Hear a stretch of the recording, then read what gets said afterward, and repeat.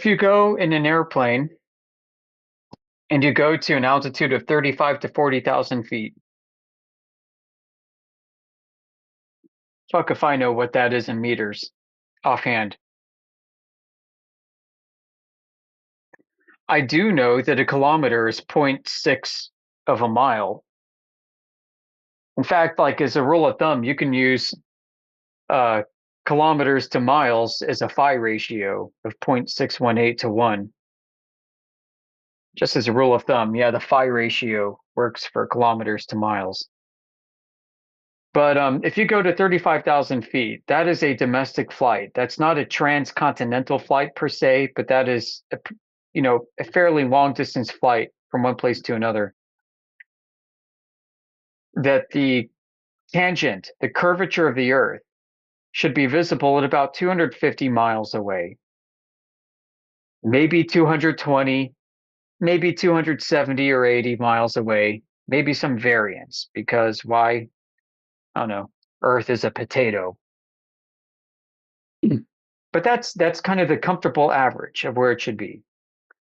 Now, when we go up in an airplane and we look sideways out the airplane with infrared, we can see the point 250 miles away, and we can see the Earth at 400 miles away, at 600 miles away, 800 miles away, in some cases more than 1,000 miles away. Not only can we see that point on Earth, that may be 4 times the distance that it should be if it's a globe, but it's flat. There's no curvature present either. We've got many, many examples of this. Thank you to J. Tolan Media. And people say, well, what about refraction? Okay, what about refraction? Isn't refraction making the Earth look flat from that height? And I would say, okay, if that's the case, what about all the people that claim to see curvature from that height?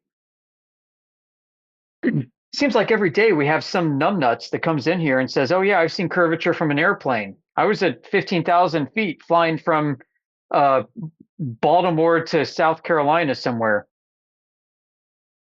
We say, oh great, okay.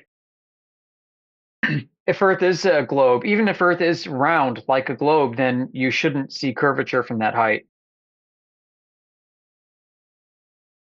But okay, so how much curvature should you see from 15,000 feet? I don't know, maybe 180 miles? Folks, I mean, from 35,000 feet to 40,000 feet, we can see over 1,000 miles. Absolutely. Incontrovertible evidence. And we're willing to present it and walk through it with you.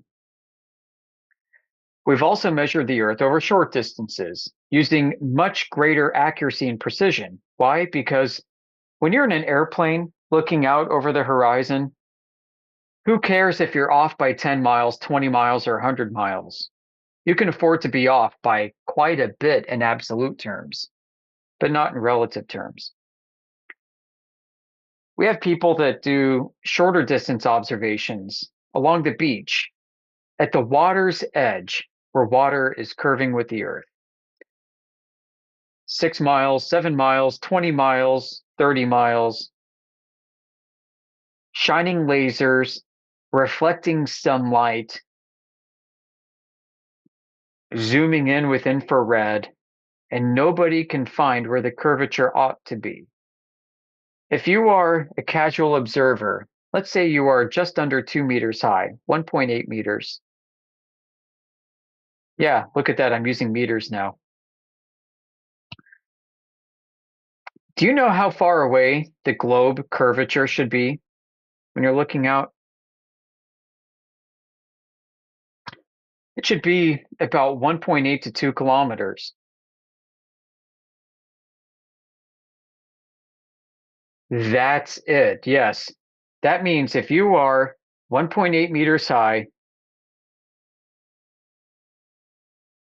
you should not see the ground at about 1.8 kilometers. You should not see the surface of the water at 1.8 kilometers. Why? Why is that? Because of the curvature of the Earth and the law of reflection. The light that reflects off the backside of a hill does not make it to your eye. And we are talking about a gigantic hill, a hill that is just about 2 kilometers long. And after 2 kilometers, well, you should not see the backside of that hill that extends further than 2 kilometers, because the light on the backside of the hill is shooting up over your head. It's shooting up over your head because of the hill that blocks the reflection. The angle of incidence equals the angle of reflection.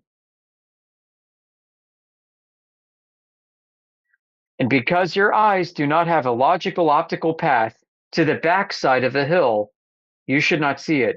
No more than if I hold up a ball in front of your face, should you not see the backside of the ball. So if Earth is a globe beyond a hill of water at 1.8 to 2 kilometers, you should not see the surface of the water beyond that. Now here's the funny thing. I'll tell you why it's funny, because from less than 1 meter off the ground, we can see 8 to 10 to 12 kilometers of a flat surface of water.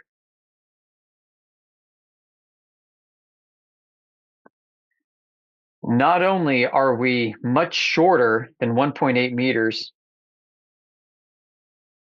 we can see multiple times beyond what the curvature of the Earth is.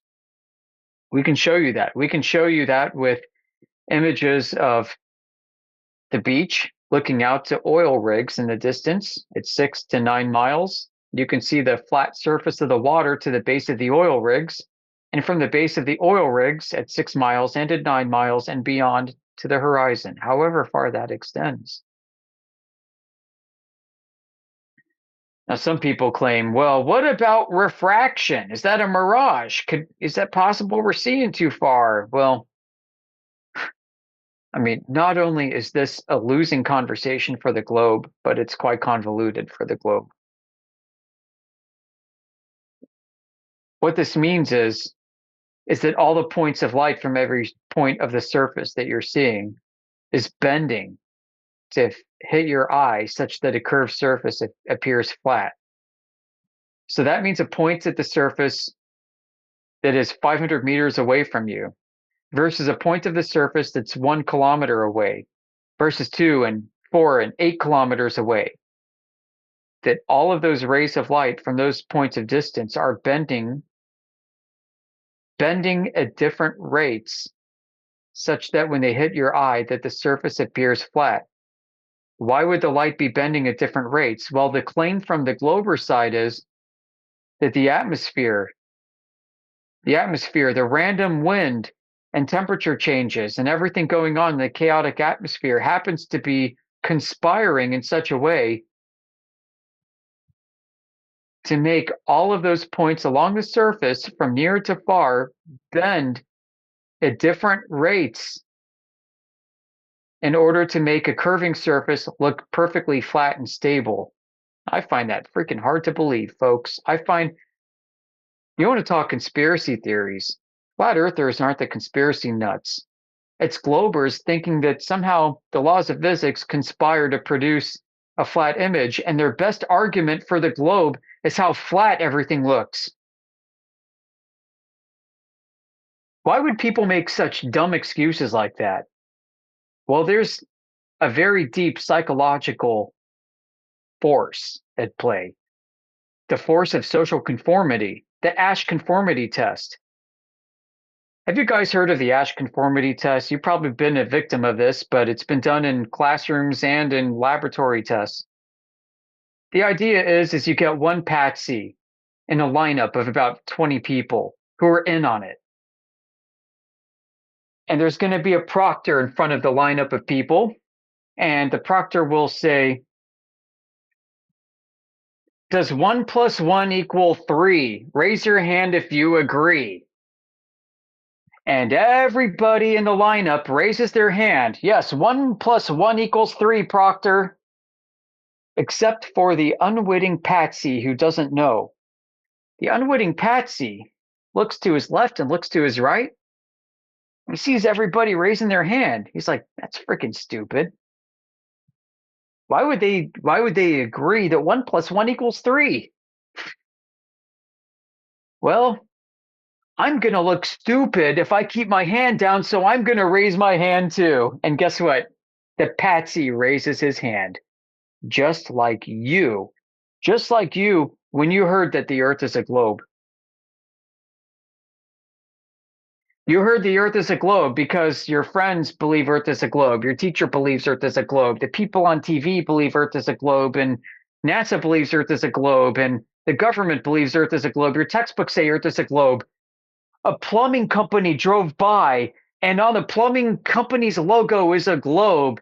You went to the store to buy some food, and you saw a picture of a globe on your food as a logo. You see the globe freaking everywhere.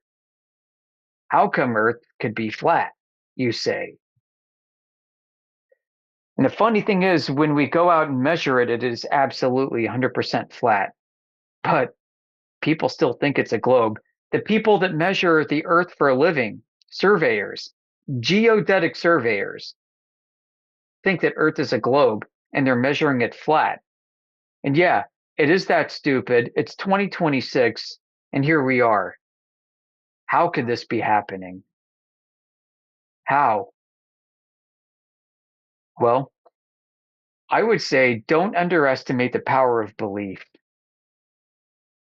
People are willing to believe everything, especially when the social pressure is high and the cost to you of not conforming is also high.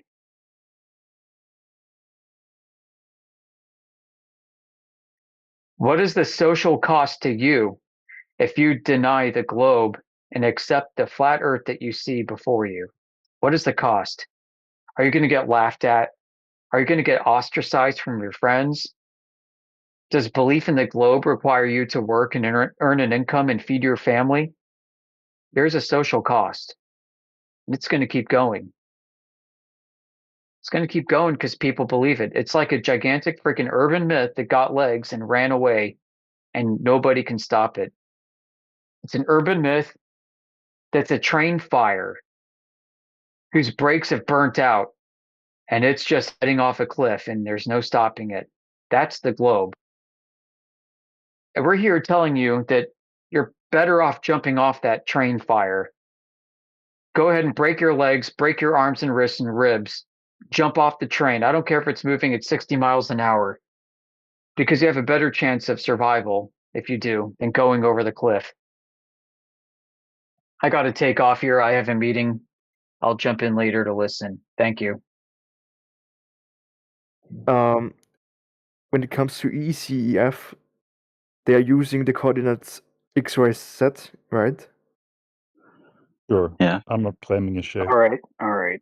So you just found out about ECEF a minute ago. Now you're going to teach us about ECEF? Okay, It sounds like that's what's happening. Would you like to learn more about it? Oh, okay, please tell me.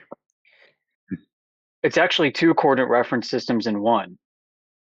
You've got the first, which is based off of a conceptual globe for global asset tracking. But receivers, all GPS receivers that I know of, use ECEF coordinates that have been translated to east-north up and east-north down on a flat tangent plane. Every receiver has what's called a local tangent plane coordinate system, where the receiver is the origin of its own coordinates.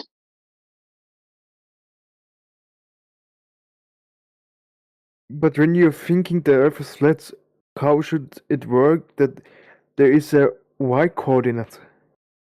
Yeah, like the vertical coordinate. Every receiver has a flat plane coordinate reference system called east north up and east north down, and that's part of ECEF.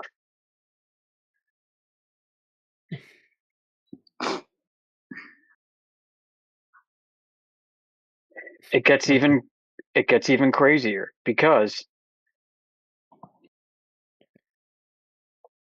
accuracy has been found to improve using planar coordinates in the local frame as opposed to using curved geodesic coordinates that you'd expect on a globe. It's not just me saying this. This is in surveying manuals. This is in military manuals.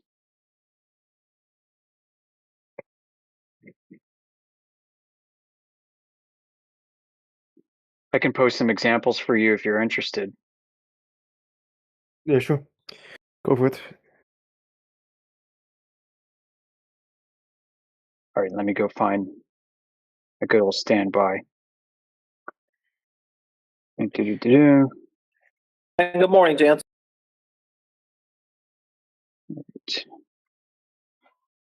Hey, Give me just a minute. What's up, Jedi? what's up, gang? All right. It's one of those things where I thought I had it, but I may have moved it. All right, well, I'll continue talking as I look for it. So there's a technique called differential GPS. Differential GPS enriches your coordinate system, which actually helps produce your vertical height. You were asking about the y-axis. DGPS uses local towers in conjunction with the GPS satellite constellation to refine your position and is more dependent on the localized towers than it is for the satellites. It can even work without the satellites. It's been demonstrated to work without the satellites. They found that for military targeting purposes, in this one paper I'm trying to find right now, that for unmanned aerial vehicles, they can improve the accuracy of their targeting simply by switching out from the globe to local tangent plane flat coordinates. Isn't that interesting? Yep.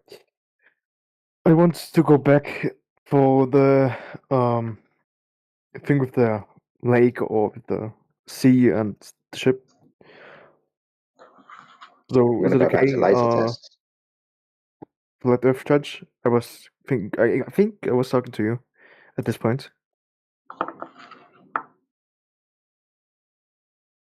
Wasn't I? Listen, I'm making food right now, but you have the best guy in here talking to you about GPS. This is your chance. Get Yeah. yourself okay. educated on that. I want to talk about this because I was looking at a video right now. Is this okay? Is it okay or not? All right, you get Yoder now because I'm making food, but I'll be back a little bit later. We can talk lasers, but you have a chance for GPS now, and the listeners are also interested. So, But I want to discuss this right now. Okay, so do you want to concede that you probably don't know if GPS I don't helps your know case? the system of GPS. I was just knowing that it is a point where the flat earth thinker are having an argument with the globe. Why bring up something you don't know anything about and use that as a point? I was just asking. I wasn't Well, never bringing if it you as don't a know point. anything about it, why bring it up in the first place? And I then when these was guys are trying to just tell you, you don't asking listen. your opinion about it. Is it It's not an opinion. There's no okay? opinions when it comes to facts. anyway, so maybe he has learned his lesson now. It's not a good point to bring up for the globe argument. It's actually better for flat earthers. GPS is Oh our wow. argument, so I wouldn't bring Okay. it up again. But listen, I'm making food right now, so if somebody else can go over a laser test, that would be fantastic. I was just going to post something in the chat to you anyway. Yeah. So GPS really has one job to do, and that's to put you somewhere on a spherical coordinate reference system. That doesn't mean that that's what Earth is in reality. Measurements are calculated using GPS, not actually measured per se.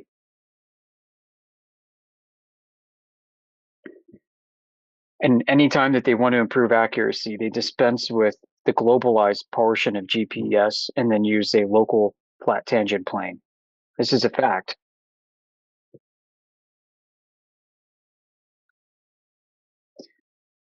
A question I can leave you with is how many flat tangent planes can you have on a globe? Infinite.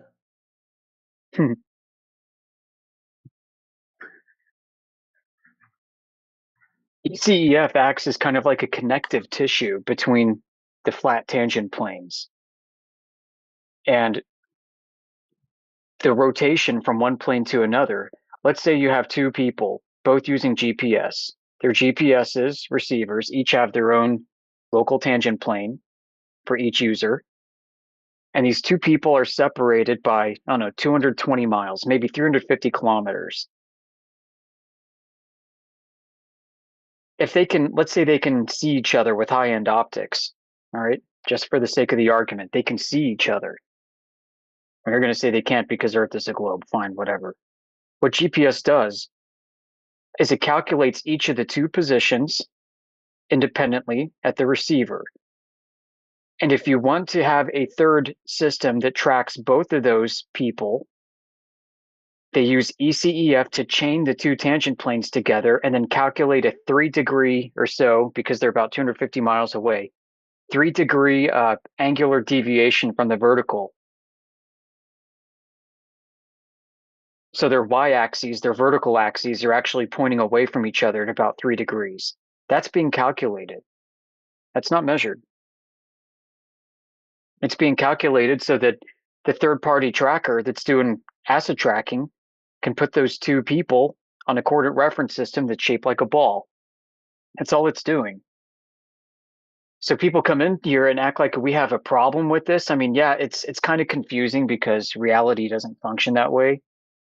But when you understand what the coordinate system is and what it's doing, and that it works for all intents and purposes, I've really no issue with it because it gets me to where I need to go, and I understand what it's doing. I'm not afraid of it. I'm not afraid of talking about it.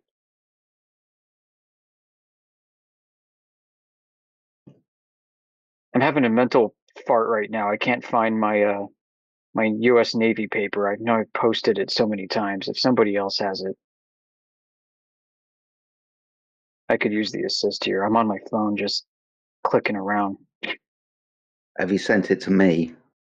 If so, I'll see if I can scroll for it. If you tell me what the Maybe. title is. Oh gosh. It's got local tangent plane in the title. Okay, buddy. Oh, let's see. Is that it? I did find it here. Okay. Let me download a local copy from my cloud.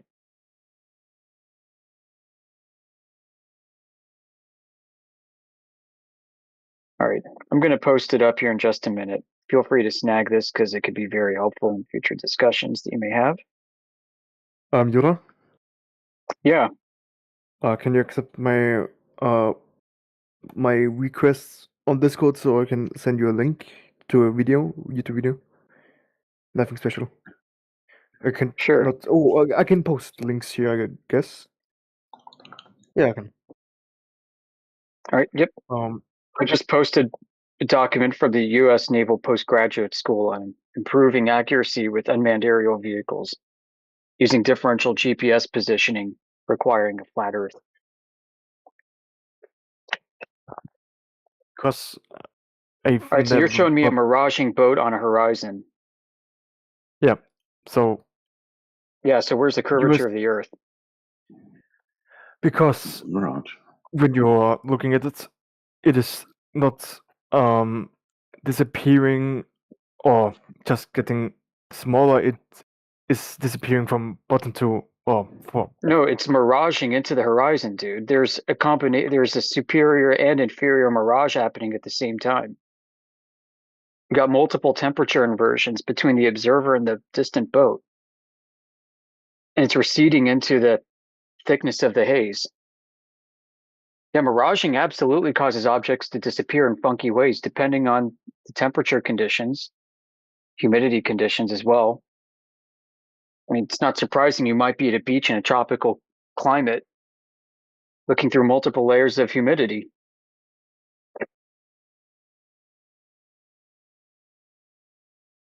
Do you want to see where the miraging is? Like, check this out. I'm going to post a screenshot. Does that look like a boat? It is a boat. Yeah, well, why is the top part upside down? What do you mean? I'm sorry. Yeah, if you advance the frames, I'm going to zoom in on this for you.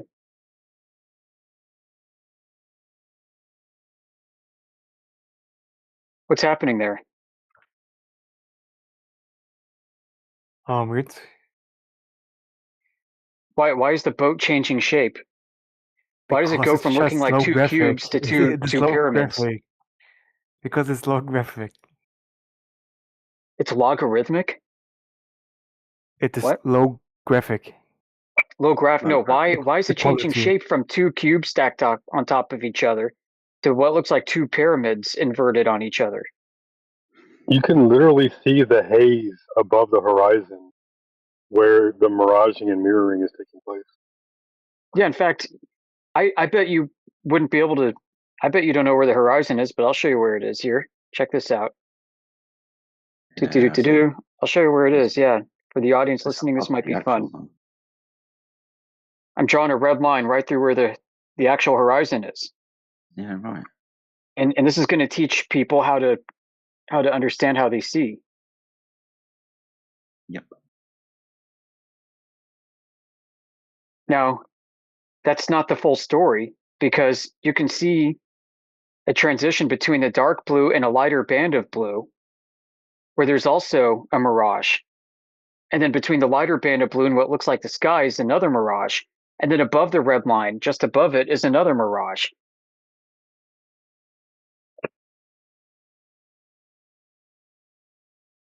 I mean, this is obviously not Earth curvature evidence. I can post a picture of Earth curve if you want to see it. Oh, yeah, if you could, that'd be great. There you go. Oh, Cheers, Dave. that's funny. Got my hopes up, man. Sorry. It's all right, mate. It's my own fault. I should know better by now, shouldn't I?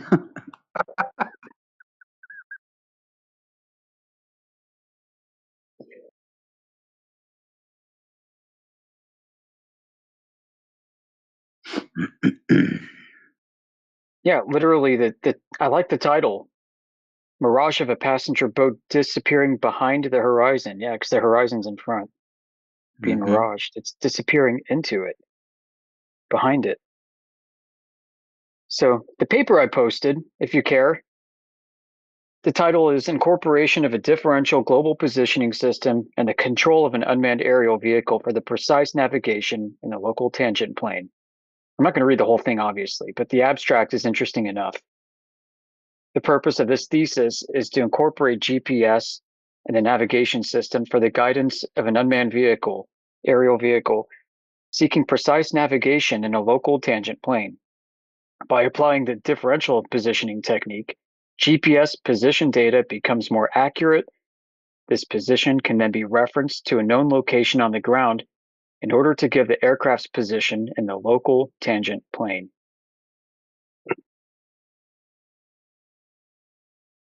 The objective of this thesis are the system must be able to accept current location from the GPS and convert it to a local tangent plane. Display the local tangent plane coordinates numerically and graphically, and be able to easily change the origin of the coordinates.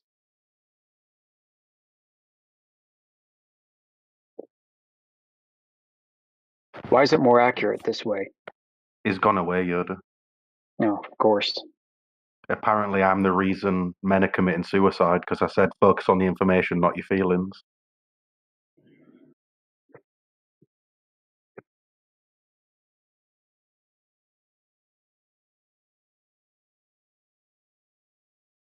It's just proof right there. The information, you can give all the facts, everything. It doesn't matter. People's emotions and feelings are in the way of just simple stuff. Okay, how is telling someone to focus on the information going to make them top themselves? What? How does that even make sense?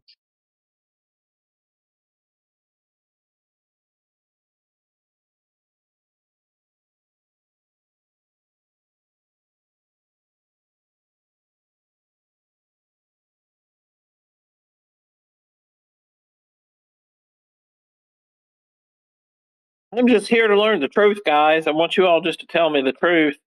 Now that you've told me most of the truth, I better get out of here because I can't handle the truth.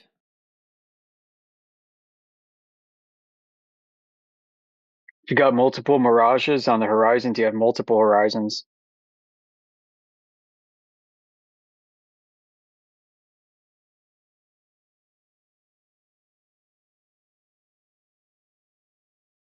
If you have multiple horizons, do you even have truly a horizon?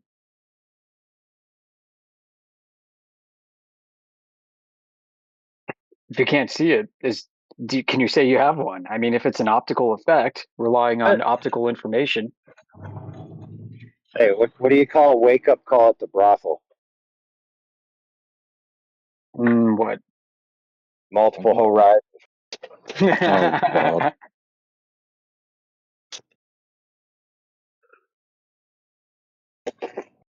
I thought you were going to say breakfast in bed.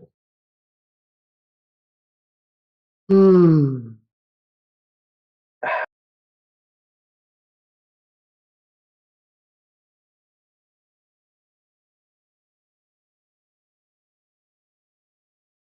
you guys agree that there's no reason to talk to somebody about a topic they can't possibly understand and they don't know the globe side version of it anyway? No, I've been he saying brought that up for 2 years. GPS and he had no understanding of GPS. Right. So if you had this eloquent, action-packed, fact-packed conclusion at the end, like that guy has no clue that what you're saying is correct or incorrect, or even how to compare it to the globe version.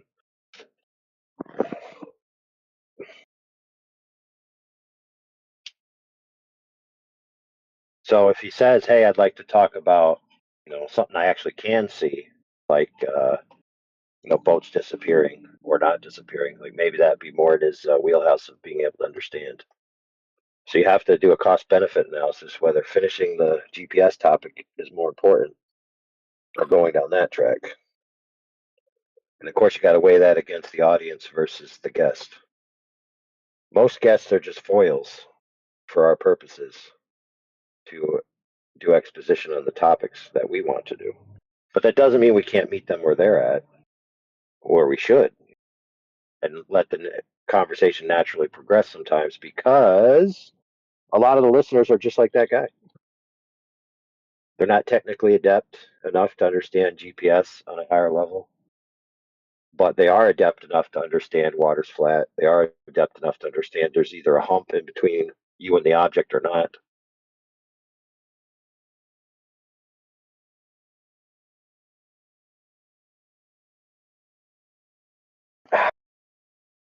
I like my hump personally. It's a very nice hump.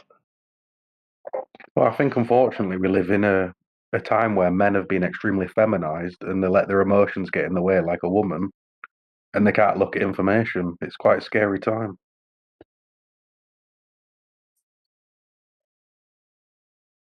That's wrong in so many ways. It's actually crazy. Well, how's that wrong? How's that wrong? You're just generalizing like half of human population. You're just saying they're movements, like they're humans. Women are more and I interested think in that sort of stuff. more there. I bet there are so many more men who are way more hysteric than any other woman. Of course, you can meet a hysteric woman, but you can also meet a hysteric man. That's just like It didn't used to be like generalizing and talking shit. It's not talking shit. It's quite common knowledge. Dude, what he's talking about is that what you just described is not a natural state for men and women to be in. It's a forced biological condition that's been bred out of men over the past decades. For example, men have been given certain roles, they've been given certain food, their testosterone has gone down, et cetera, et cetera. They've been forced to be educated in schoolrooms with girls, which is actually detrimental to boys' mental health and educational aspects. These are all facts, brother.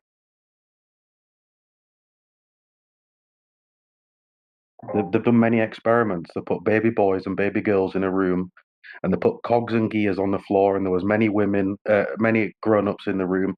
All the baby girls, not all of them, but like a good percentage of them, was more interested in what was on the adults' faces, and all the boys was interested in the cogs and the gears on the floor.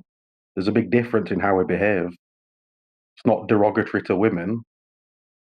Men had, a long time ago, men had to act a lot tougher to protect women and children. That's why we're here today.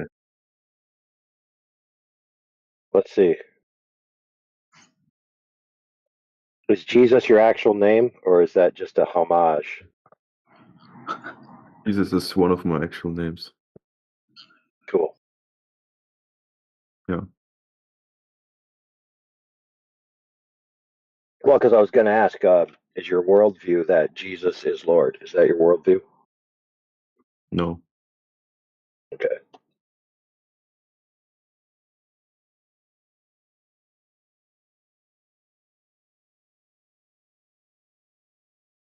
Well, is your worldview that responsibility should be commensurate with ability? So, for example, you have a job that requires certain responsibilities. You want someone who's able to meet those responsibilities, right? Mm-hmm. Right, absolutely. So, if you take Yeah. men as a class and women as a class, right, at the aggregate of all womankind and the aggregate of all mankind, and then divvy up the responsibilities, you're going to be forced to divvy them up by ability. And there's going to be a clear demarcation line between which tasks you give to the one group and which tasks you give to the other. Denying this fact is literally denial of reality. Now, notice how I didn't say anything bad about either group. I just said you're going to be forced by ability to demarcate tasks to one side versus the other because that side is better at those tasks than the other. So, in other words, by proper division, you actually accentuate what makes women better at being women and what makes men better at being men, rather than trying to create this milieu of they're all equal and they can all do the same task just as good as each other, because that's just not true.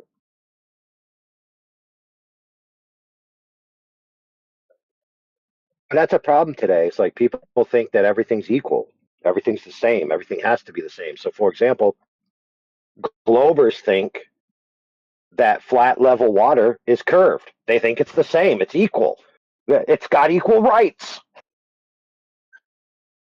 Who are you to say that flat level water can't identify as curved? Once you start thinking like that, it's a slippery slope. That's right. I'm the master of the epiphonetic conclusatory segue. You're dang right, dude. So if curved water is actually flat and level water, then that's a contradiction. So how are you going to square that circle, Mr. Glover?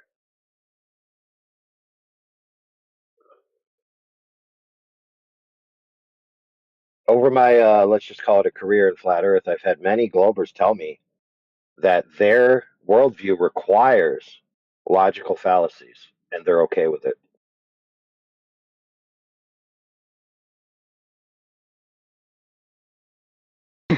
That's the only honest take, really. Did you watch the? There was a debate with Rachel Wilson and is it Craig Fight the Flat Earth? Sums up exactly what we were just talking about. No way, Rachel Wilson, Andrew Wilson's wife? Yes, Yeah, dude, she's you didn't like know that? and then No. at the end, the guy, she's like explaining about how men shouldn't be so emotional, and then at the end, someone calls Craig gay, and he starts crying, and she's like, "Point proven." Yep. And listen, in the outtakes, which they didn't actually air, she even helped him like learn how to, get a proper bra fitting.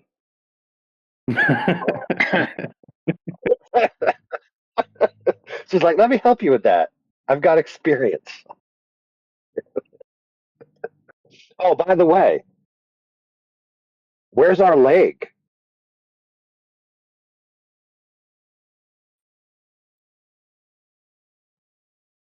What's You the guys don't time know? on that? Though?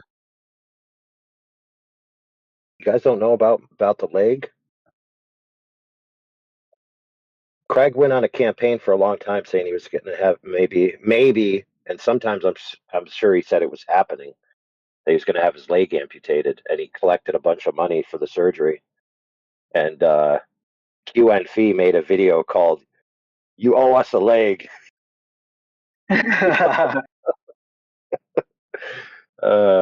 But look, I mean, listen, I don't want somebody to amputate their leg just because they collected a bunch of money for the surgery if their leg is fine now.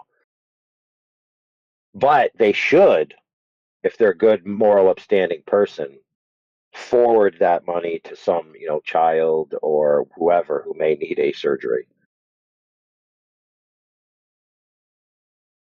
See that guy's left now. You just challenge somebody's perspective and they just dip out. What is going on in reality? My goodness. And when real men walk through a corridor, lesser men step aside. Well, if anyone's interested in that debate, I popped it in the side chat.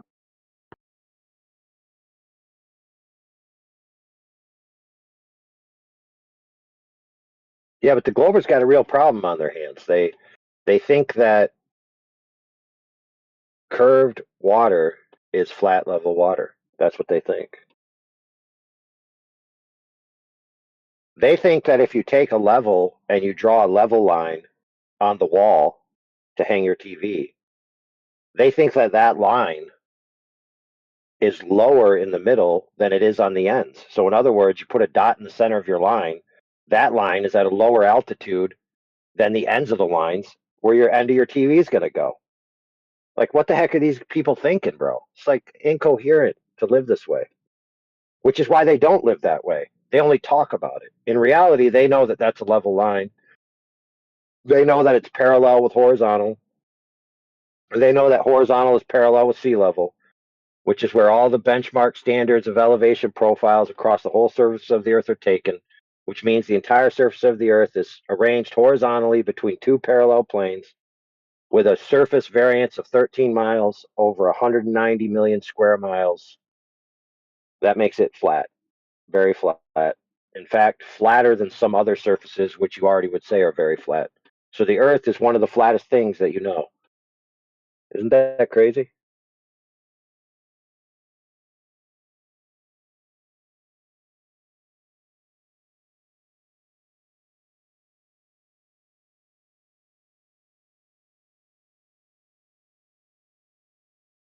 It's flatter than the floor of a Walmart, bro. Dang. Now, maybe when the Walmart floor is freshly polished and it doesn't have nicks and divots yet, maybe then the Walmart floor is flatter than the Earth. But it's a close call there. It's hard to tell which one's flatter.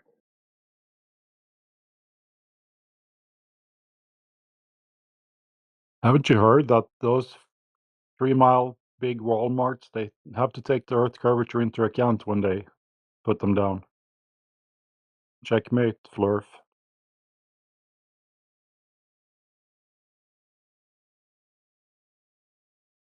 I call BS.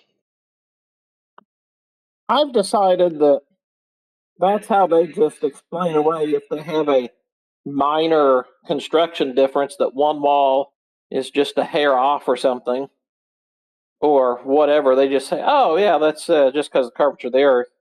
It makes a low cognitive approach to not having to explain lots of engineering principles.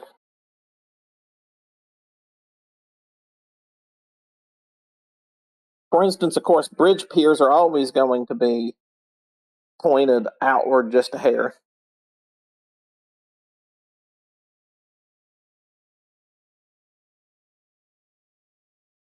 Well, all I know is every time I've asked for someone to actually bring the blueprints that says that that's the case, that has never happened. Doesn't mean it doesn't exist, but I have not personally ever seen that.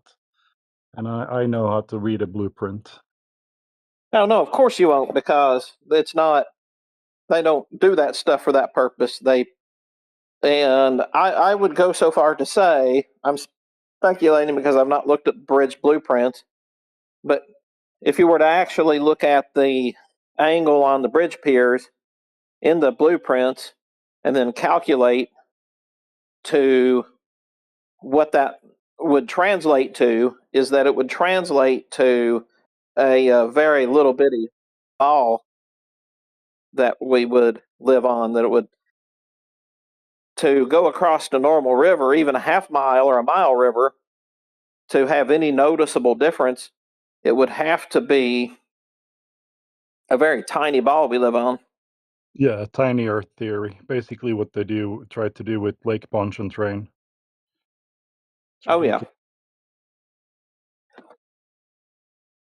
and that's why one of my favorite things is to say to them about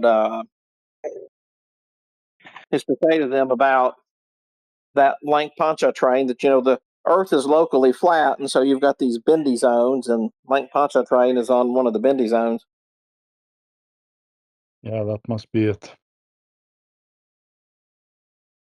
Well, let's take one bridge, famous one used for this example, the Verrazano Narrows Bridge in New York City. So it's under 3 miles long,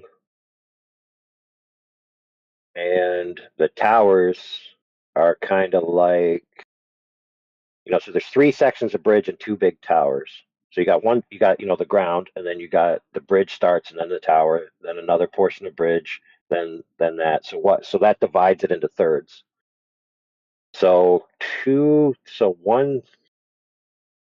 1/3 of the length is the separation. Approximately 1/3 of the length is the separation between the towers. So less than a mile, obviously. So their claim in this famous excerpt from the TV show Modern Marvels, which was on the History Channel or something, was the Verrazano Narrows Bridge towers are 1 5/8 inches wider at the top, separated from each other, than they are at the bottom. And then the narrator of the TV show said, to account for the curvature of the Earth. That was the claim. A lot of Globers latched onto that. That one became like a cult classic in the Glober community. Be like, look, here's proof. Some narrator on a TV show said so. And there are other sources that made the same claim, but there's nobody that ever provided proof that, one, the towers were even 1 5/8 inches out. No proof was provided. Or two, that the engineers of the bridge intentionally engineered 1 5/8 inches differential for any purpose having to do with the alleged curvature of the Earth. So it's nothing but a claim with no foundational evidence. Go ahead. When was this bridge built? Oh man. I mean, Let are me the see. people still alive? I guess. Did you say a name? Do we actually have a name? Is there someone we can call and fact check this with? I don't mind calling around. 8 built. Let's see. 1964. Yeah, so everyone is already dead, so there is no way for us to even fact check it. So could be a story. Well, who cares? Even if we did fact check it, right? I don't think I guess my point is that even if we get hold of the engineer, I don't think he would say that they took Earth curvature into account. I think it's just bullshit, all of it. And of course, there's no Right. And way. even if he did say he did, Yeah, he would have to show us in his documentation that he did, right. like the blueprints. And then he would have to prove that what he did actually mattered, because you can intentionally build some nonsense into your structure that you believe you should, but it actually serves no practical purpose because it's irrelevant. And you can essentially make a mistake and claim that I did this to account for the curve of the Earth, but really you're just being retarded. Right, which is, yeah, if he would have claimed it, that would have been retarded. So I'm just doubting that he would ever have said anything like that, because people usually, when you are an engineer, you know how to measure things and how to do construction and things like that. It's just Right. far-fetched. Right. There's a second problem, which is practicality. So an engineer could draw a drawing, and at that scale of a side-on view of the whole bridge, he wouldn't even be able to draw an inch and 5/8 out. He would just draw a perfectly straight line on his drafting table back then, because that's what they had. And then he would write on the paper an inch and 5/8 out. And then he would give it to the builder, and the builder would say, dude, did you like accidentally fall in your vat of cocaine last night? Because I'm working with steel and concrete and all these various building methods in which it's impossible for me to build this tower canted at an inch and 5/8. You retard. I can't do it. I can't. It's well within fault tolerance as well, most likely. I'm just guessing now, but I mean, Yeah, 1 doesn't sound like much, right? So can they actually correct. do things so precise? I don't think they can. So me and T Dub, we actually researched it for the building materials that were used and the expansion rates and the framing rates, because you have to build frames to put concrete in and all these types of different things. And I can't remember how many spans were in the bridge, because the bridge is like, I don't know, it's well over 100 feet tall, and in each span is the error rate of the building construction is greater than what the alleged accounting for the curve would be. That means it's practically impossible to engineer and implement and build a bridge an inch and 5/8 out at the top on purpose. It's impossible. Right. So if someone actually measured it and there happened to be that's Occam's razor kind of dictates that that's just fault. You know what's hilarious, bro, is you can't even measure it because the top of the towers are constantly moving. No joke, bro. So the people who attempted to measure it, and I don't even know if they even actually put the machine on the bridge, but they said that because the bridge is constantly fluctuating, there actually are measurement devices on the bridge that measure the let's just call it oscillations of the bridge within a tolerance, because once they get to a certain degree, then it becomes a safety issue. So let's say the bridge sways 3 inches every month. So as long as it's swaying within 3 inches every month, they're like, okay, the bridge is fine. Now, if it starts to sway 5 inches, they're like, there must be a stress fracture somewhere. We gotta inspect this bridge. But because both towers are constantly moving, there's absolutely no freaking way to tell which position they are that's supposed to be the position that they are at any given time. You just have to do some kind of math equation and get an average and say, oh, look, it's an average of 2 inches separated. That must mean that the engineer accounted for the curve of the earth, because I'm retarded. Yep. So, in other words, not only is it impossible to build a structure with an inch and 5/8 out on purpose, it's impossible to maintain an inch and 5/8 over the lifespan of the bridge. That's a good And point. it's impossible to validate after the fact. So, and even the people who built the bridge wouldn't have been able to keep it within tolerance of an inch and 5/8 out, let alone the single tower, but both towers.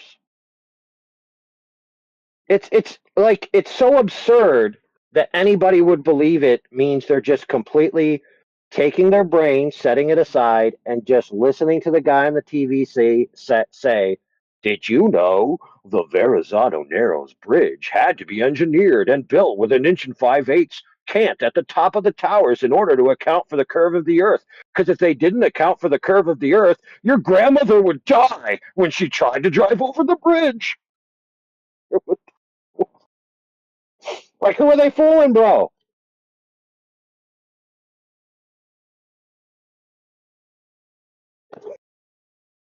You know what? And now I'm listening.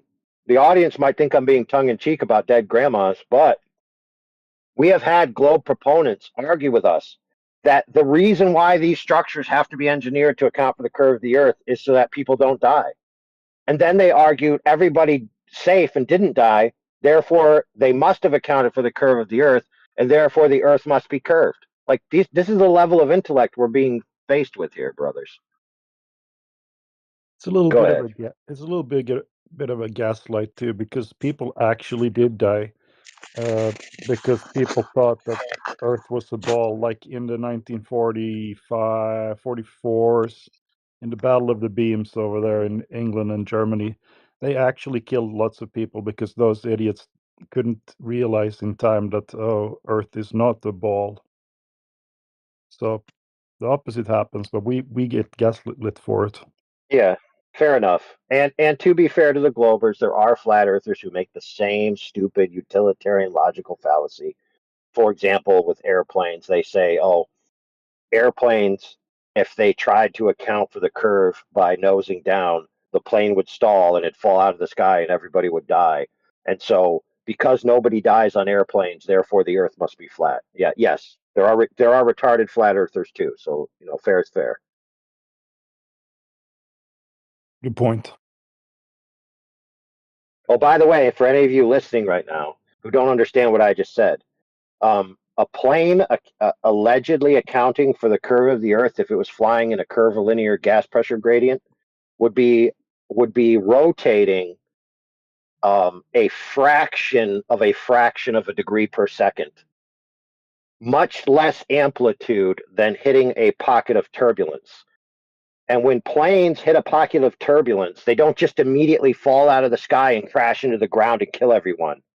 So any flat earther who's listened to any prominent flat earther say that this would be the condition of an airplane if the Earth was a globe, you need to reevaluate how you criticize claims that you hear from your own side, so you don't fall victim to the same kind of sheep mentality that the Globers have, where somebody of prestige goes blah blah blah blah blah blah blah, and you just believe it.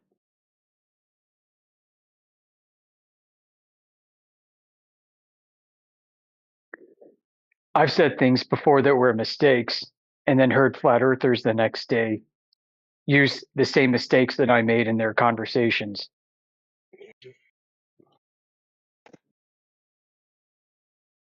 Yep, it happens. I mean, look, it happens. We all know it happens. We're human. The moral of the story is, try to criticize everything with a grain of critical thinking.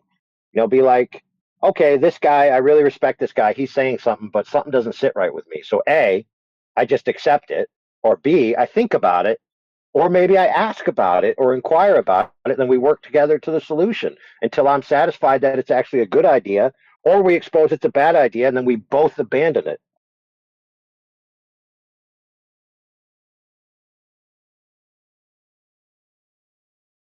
Yeah, there's no flat earth stamp of approval on personas where this group of people gets to say whatever they want without scrutiny. Like that doesn't exist, and it shouldn't exist, right? Right. We should invite scrutiny from our own side so that we don't make bigger boneheads of ourselves for the other side. Yeah, we're under no obligation to have a dogmatic stance that everyone has to adhere to, and or to make up stories about things that we can't possibly know just to satisfy people's itching ears. Like we don't have to do any of that. And if you feel compelled to do any of that, then you call yourself a flat earther or a truther, then you have to sit back, drink a nice iced tea or whatever drink you like, kick your feet up and be like, why in the world do I feel that way? What is pressuring me to have this sense of urgency to accept claims that can't possibly be proven, or to accept stories from people I don't possibly know whether they're telling the truth or not? What's wrong with me that I'm doing this? And then think, well, maybe it's programming that I've had from before. Maybe it's just a human condition, where people like to have in-group tribal preference, all this. But you need to think about it because you've told yourself, hey, I'm awake now. I've seen through the lies and the deceptions out there. Okay, fair enough. Now you have to turn that lens inward and say, can I see through the lies and deceptions in my own thinking?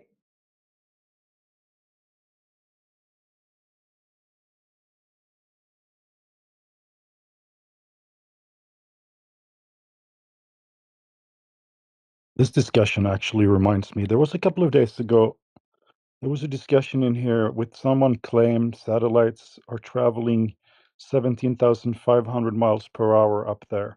And the flat Earth side was arguing really hard for that's not the case, that's impossible, and blah blah blah. And I'm thinking, dude, I don't even know what medium is up there. I don't actually know how fast they can travel or what technology we have developed as humans at this point. Can I actually sit here and say that that's absolutely false? I don't think I can. What do you guys think? I agree.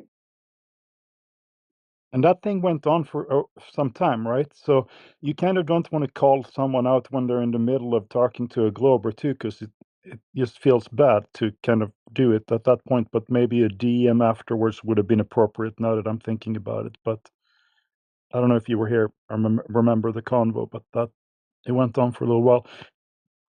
It is hard to break into someone when they're in the middle of their argument. Right. You don't necessarily want to undermine them in front of everybody. Right.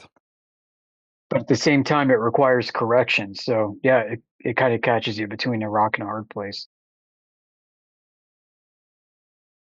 Yeah. But yeah, I mean, on that conceptually, I agree with you, even though I'm completely skeptical about the claim of these assets traveling at those velocities and altitudes. But I don't know. I don't know for sure.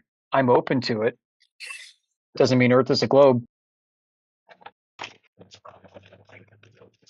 Yeah, that's how I feel about it. Since I can't prove it wrong, I better not claim it, even if I doubt it personally. People say satellites are fake, blah blah blah, and I'm like, well, are they? I don't know. I don't know. Maybe. Yeah, what did SecDef Charlie Wilson say regarding Sputnik? It was a neat scientific trick. I don't know what the trick is or what he was thinking of, but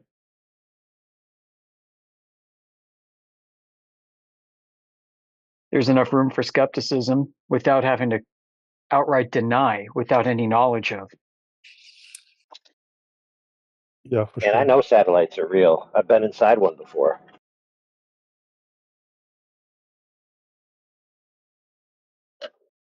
You probably have. You probably have too, man. I just call them airplanes. Boats. No, I mean like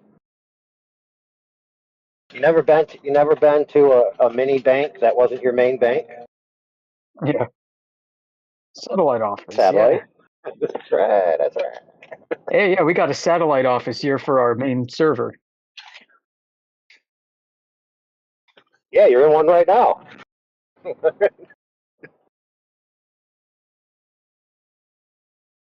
So, but I wonder which came first, the idea of a satellite being an orbiting body in space, or the idea of a satellite being something that's just not the main thing, like another thing over there that you go to.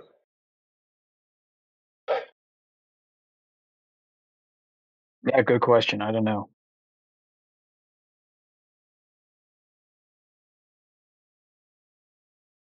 I remember the original idea of the orbiting object that's used for some kind of communicative purpose back to the Earth. That's like that. The origin of that idea is in science fiction. But I wonder if the term satellite existed prior.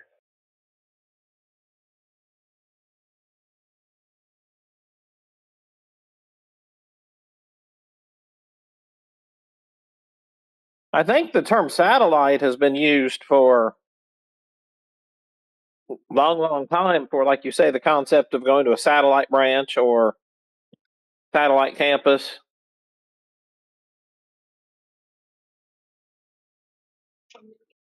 And I think Arthur C. Clarke just copied or borrowed that term. I mean, or co-opted. That's the word I'm using. Sorry, or looking for co-opted.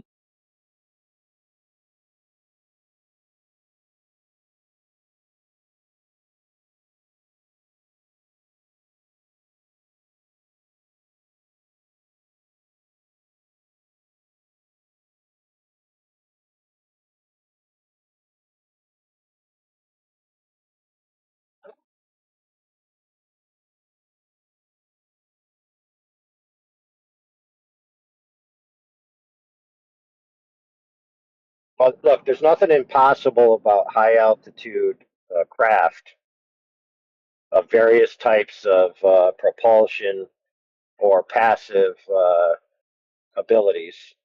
You know, for example, balloons, they just passively float. They don't need any extra energy or engines put into them or anything.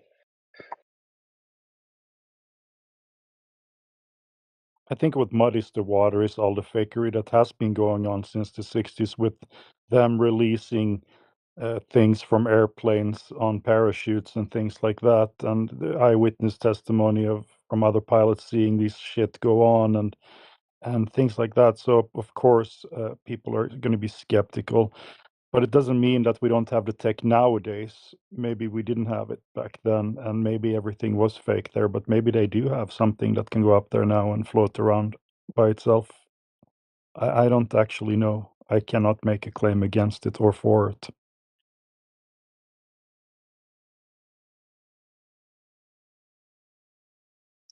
The kinds of things that they claim to be able to do amongst themselves, that's still public domain, are things that most people in here don't even know to talk about. So, for example, they claim to have the ability to inflate a balloon at extremely high altitude, rocket deployed, and the balloon be made out of a material that turns into a very hard shell when it encounters ultraviolet light, and the ability to pump out the gas inside, creating a complete vacuum. Complete vacuum, I should say a relatively sparse vacuum, right?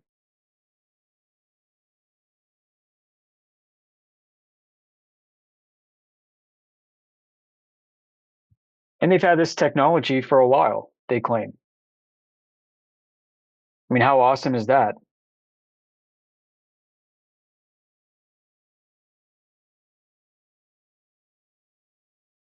Yeah, the big problem is that the claim comes from the same people who claims that they can know what space smells like, and they're going to put bases on the moon, and they have had people land there, and it's just how can you can't trust these people.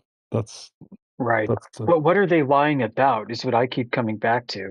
T-Dub right. and I have had this discussion many times regarding the Apollo astronauts. Like, the Apollo astronauts don't necessarily know the Earth is flat.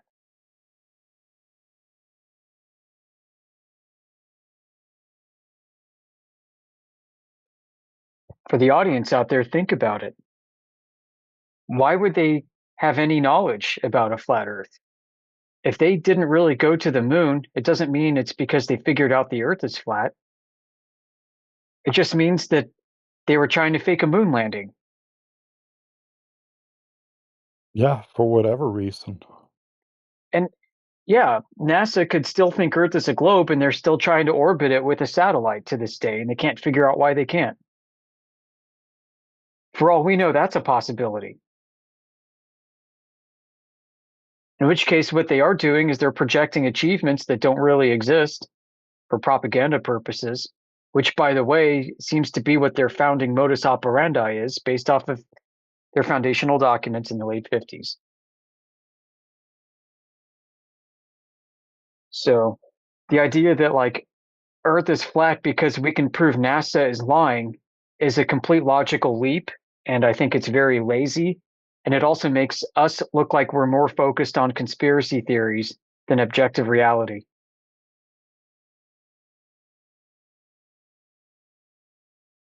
Yeah, I agree.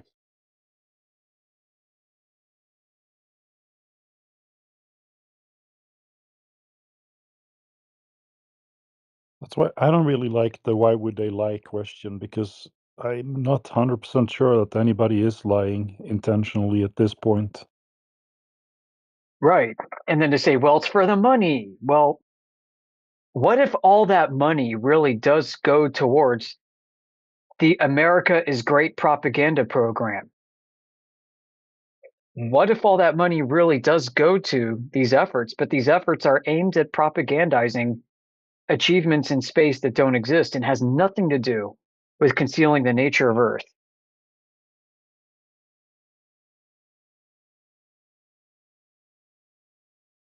Absolutely, I agree with that 100%. I think that I think it serves as a veneer for the technology development and licensing and patents and other things that NASA trades in primarily. So it serves as that touch point of what is NASA. Oh, they send us to space, and so I think that's exactly what NASA always was. That technology development, maybe a little intelligence gathering sprinkled in with that technology development, and then the space stuff is about America's great. And maybe it's kind of like when I was like 6 or 7, the neighborhood my mom lived in, I got this great idea that I could practice taking the big wheel to the next state south of us, which obviously is an hour car drive. Little kid's not going to drive to the next state south of us, but I had this great idea that if I drove around the block a couple times, that I'd get some experience and be able to drive into the town, ride into town, and then get on the highway and head south. And that was a whole lot of years ago, and I never made it out of the neighborhood. So maybe that's all it is they think it's a goal that they can do, and we know better, but a lot of people don't know better.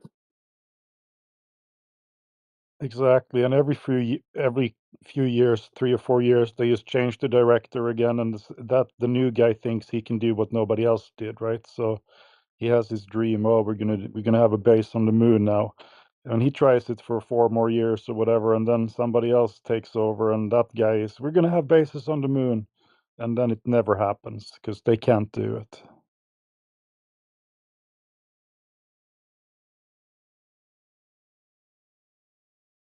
When NASA was created, commingled with its founding documents, is America's ICBM technology. And without these documents in the public domain actually saying it, it really gives the appearance that NASA, one of its missions is to openly test and develop technology that can be weaponized. There's something called the dual use program. Dual use programs are done by all kinds of countries where a country would endeavor publicly to undertake something like, call it, nuclear energy development. And the dual use application is also, nuclear weapons development on the side. Technologies that have a military application, perhaps primarily, but can also be spun, can also be manipulated in the public eye to serve some kind of community or societal benefit. I think the internet developed this way. What was ARPANET? ARPANET was designed to be a nuclear apocalypse proof network where you had multiple redundant paths of information going out everywhere, and if you bombed one node, then the information would automatically route itself around that bombed out node to find its destination. Well, I mean, it also served a great public use as well. But don't forget fundamentally that we're all talking to each other right now over a military network that was designed to continue to operate in the midst of nuclear Armageddon. And to also be a surveillance system. So I think at the very highest levels at NASA,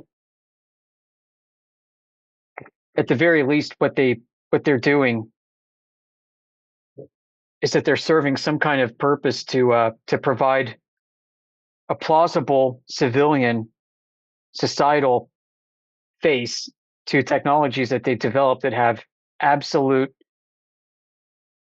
military purpose. in the background. There's a great website I posted called the National Security Archive by George Washington University. 51 documents describing NASA's secret relationship with United States defense and intelligence agencies. This is an article that was posted April 10th, 2015. Key sections are, first is the intro, NASA's secret relationships, NASA as a consumer of intelligence, NASA's assistance to analyzing intelligence on foreign aeronautical and space programs, NASA's participation in cover stories, NASA's acquisition and use of classified technologies in the lunar program or lunar exploration program, restrictions on NASA's remote sensing programs, that means satellites, NASA's application satellites and national security requirements, NASA, the national security agencies, and the space shuttle, and so on. This year in 2015.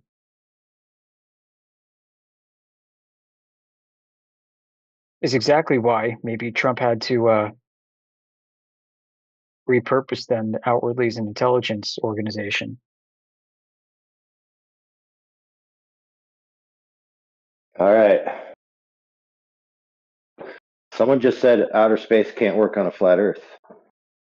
What? That was me. Really? You think you can bear that claim? Well, the idea that we can go into the vacuum of space. Right. Right. There's a barrier up there, right? Okay. So think about it for a second. Why does there need to be a barrier? Can't have gas pressure without a container. Okay. So why? But why does there need to be a barrier? You're thinking too hard. It's a very simple answer.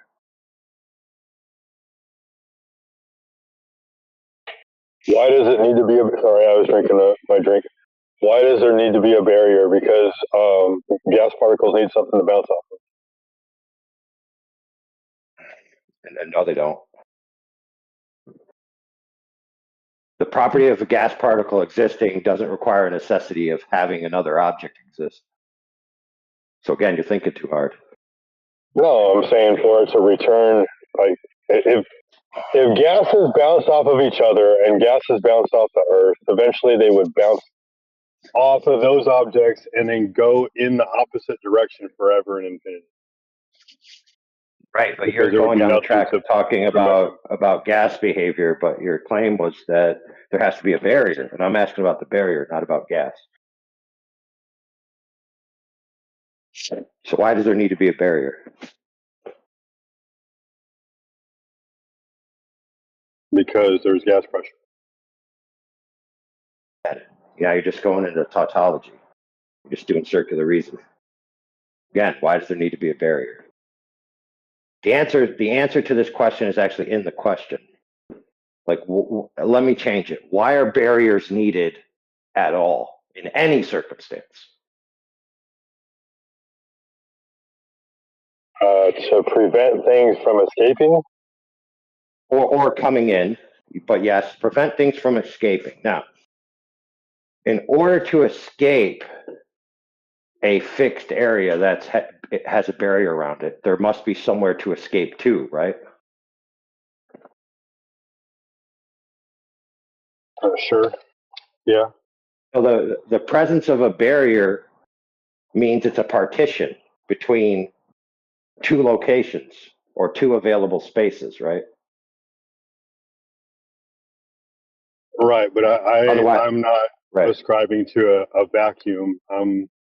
I personally ascribe to the waters above. Okay, that's fine and dandy, right? So then, if somebody said, why does the vacuum of space not work on flat Earth? Your answer would be because outside of the barrier is filled with water, right?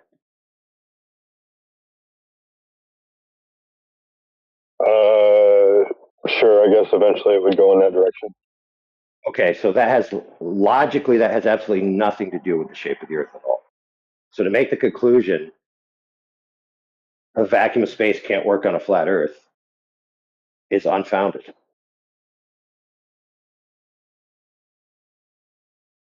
And depending on what material that barrier that we claim exists is, we can possibly go through it. If it was water, Right.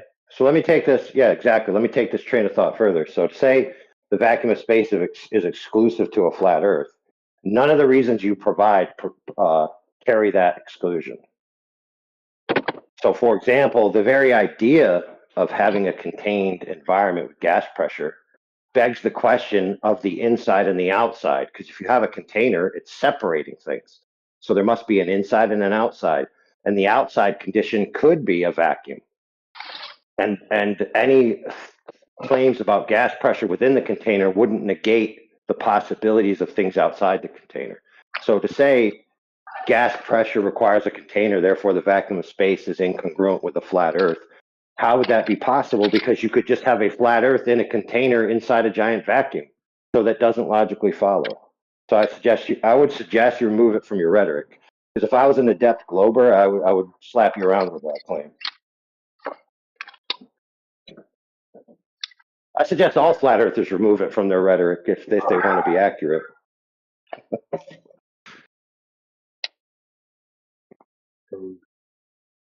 Sounds good, man. I know it's a long-held rhetoric that many flat earthers have used. I've never used it for the obvious reason that back in the day when we started talking about it, we'd already postulated that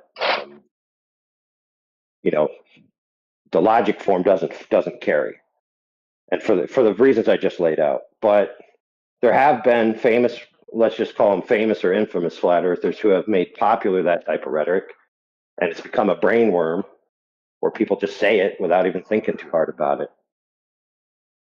And part of the problem with the globe earth is that people hear prominent people say things and then they just say it again to somebody else and they never thought about it. They assume that the other person had done their due diligence, they'd done their thoughts, they'd done their quote unquote science, whatever they've done. Right? So as a flat earther who's rejected that paradigm, we have a higher burden, don't we? Because we've told ourselves, oh, we're truthers now, we're awake now. Right? So don't be stuck. No, none of us should be stuck in rhetoric. We should always be open to critique on these types of claims. Now, I've critiqued other people in this manner before, and they basically accused me of being a shill or doing it because I hate other flat earthers that I want to tear down and make myself look better. And I'm just like, no, dude, it's just pure logic. And so they told me, well, here's one way they rebutted me. They said, oh, well, if there's a container, then you couldn't go into the vacuum of space because there'd be a container blocking you. And then I told them this. Hey, you ever heard of a door? You could be in a container, and then you could open a door or a portal or an airlock, and then you could be outside the container.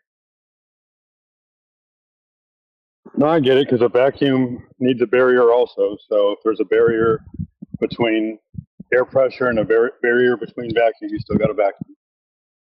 Yeah, the very idea of a contained limited volume that is holding gas pressure in begs the question of where would the gas pressure go if there was no container, which automatically means there's an outside, which automatically means you have an inside and an outside. So you have an inner space and an outer space. So to appeal to a container necessarily means there's outer space, period. End of story. There's no logical way around it. Now you could argue what that outer space is, what it's filled with, how big it is. But if you have a container that's separating two volumes, you have one volume, which is the inside, and another volume, which is the outside. Can't be otherwise. So this rhetoric, not a lot of, to be fair, many flat earthers have oversighted this rhetoric for years and didn't notice the problem for various reasons. Well, let's not get into those reasons. But yeah, it's that simple. An inside begs the question of an outside. It's that simple.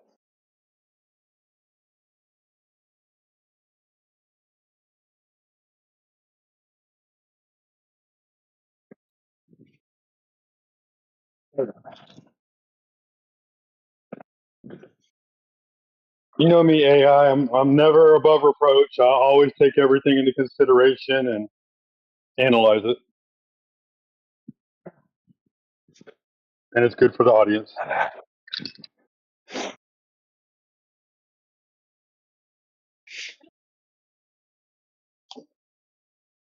Well, tongue in cheek, Professor Phil, in the answer to this question, he was told you have the gas pressure has to be within a container. He just said, "Well, the container is the whole universe." There you go. Now I have gas pressure in a container. That met your idea. Now there may be certain other rebuttals, but you know, as flat earthers, you know, our claim is not about the nature of the cosmos per se, right? And so whenever flat earthers are making arguments, and some people have done this, in fact, recently within the past couple of months on a debate, some flat earther said to a reply from the debate host, "How do you know the earth is flat?" Their reply was, "You can't have gas pressure without a container." 10 years into this endeavor, when asked how is the earth flat, he said you can't have gas pressure without a container. That was his answer to whether the earth had a particular surface property, which is completely non sequitur. Doesn't logically follow that gas pressure requires a container, therefore the earth is flat.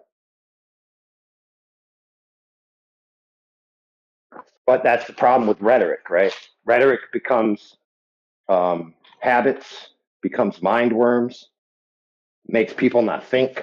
They just think they can say this catchphrase and they'll solve the argument. And it may, you know, gas pressure requires a container may be the start of an argument that ultimately leads to you making a conclusion that the earth is flat, but that in itself doesn't carry that conclusion. It can't.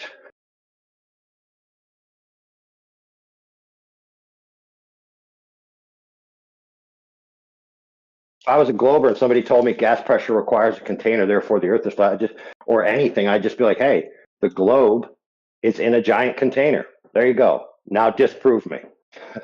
What would the flat earther say then? Well, they'd have to say, oh, well, you defeated my gas pressure requires a container argument, so now I have to actually talk about the surface properties and curvature or lack of curvature, which is what you should have been talking about in the first place, because that's the actual argument, right? To open your gambit with gas pressure requires a container could be good, you know, rhetorically. It is good rhetoric because it's part of the conversation to poke holes in somebody's armor to make them rethink their paradigm, because that's part of it, right? You could say to them, hey, you have this paradigm that you've been told and all these pieces that work together. But if I can show you how one piece doesn't work, that might make you rethink things. And that's fair. And that's the reason why you should talk about things like gas pressure requires a container, et cetera, et cetera. They should never be the conclusion in itself. Because the conclusion of whether the earth is flat or not is the direct measurements of the surface. Nothing else can tell you that answer. What's your reply when someone says space is fake? Well, I personally, I always parse it out is space in the manner in which you've been told isn't true or something like that. You know, just space is fake in general could be salacious, like it'll get people's blood rushing, maybe get a reaction, and that could be useful. But then you'd have to parse it out. You know, you'd have to explain what you mean by that. Because we hear it all the time, right? From flat earthers. Space is fake and gay. Space is fake. There is no space. I mean, do we actually know what's outside of our container? Then they usually strawman us when people say that, because then they'll say, oh, so space doesn't exist at all? What about what's above me? And we're like, dude, no, upper space exists. We're saying the story that they give, and we have to explain it every time we do that. Yeah. Right. So sometimes it's worth saying the idea of space as this, and then you lay out what they've been told or what the mainstream is. That story is a story. And a lot of the claims within that story are false. And it's all based on the evidence of observations from the ground. So we're on the ground, maybe some high altitude platforms, and we see out above us when we look up stuff. And people have made stories about that stuff for millennia. But the modern story that it's an ever expanding, infinite cosmic vacuum in which you're a ball flying through is clearly false. Because why? Why is it clearly false?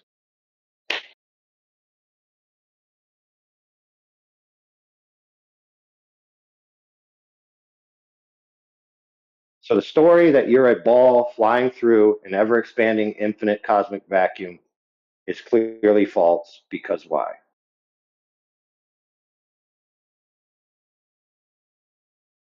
Because the Earth isn't curved. There, that was the answer. In case you guys were wondering.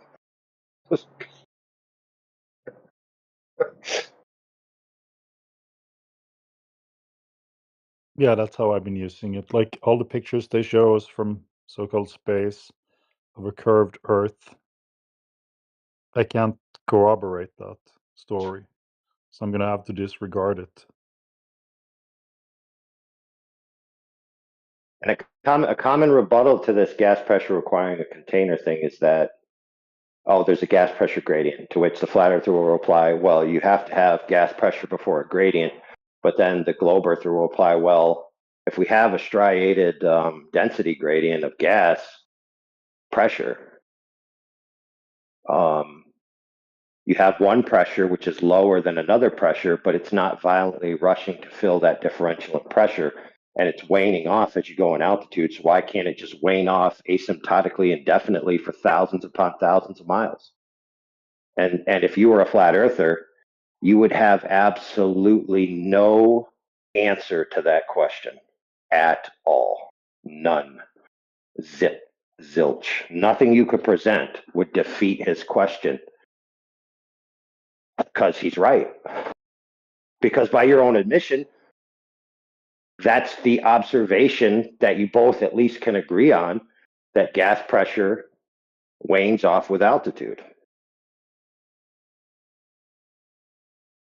Only to a And certain then you could degree, right? I mean, real, it's, at some point we can't even measure it anymore, and at that point is where NASA starts claiming that this gas particle that we found 100 million miles away with our probe, that's from Earth.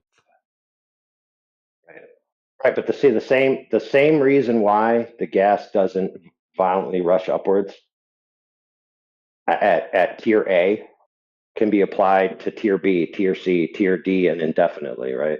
At least from the Glober's concept of how they're arguing with the flat earther. And it's not an unreasonable thing, and there really is no good answer from the flat earther side. And so you guys could argue till you're blue in the face and never make headway with each other. Because the ultimate answer from the Glober's perspective, if they're trying to argue that the Earth is a globe, is just to concede that gas pressure requires a container and that the Earth is a globe inside a pressurized container. And then you both have to go back to whether the Earth is curved or not.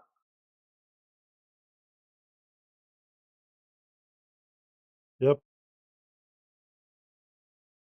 I agree with you. And that's why we spend 7 hours of live stream time arguing about why there's a gas pressure gradient and why there's a different pressure at the top of Everest versus the ground.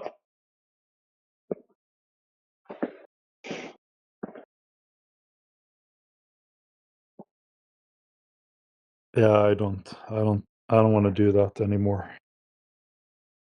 If I ever did, I apologize. I'm trying to bring it back to the flat measurements.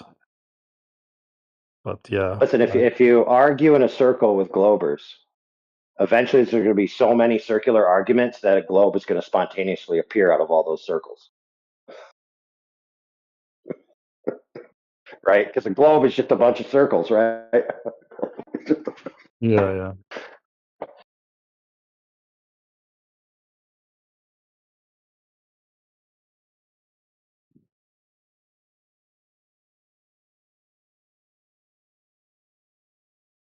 Now, my pet peeve about flat earthers is that there's claims out there that flat earthers who make them can't possibly bear the burden of proof.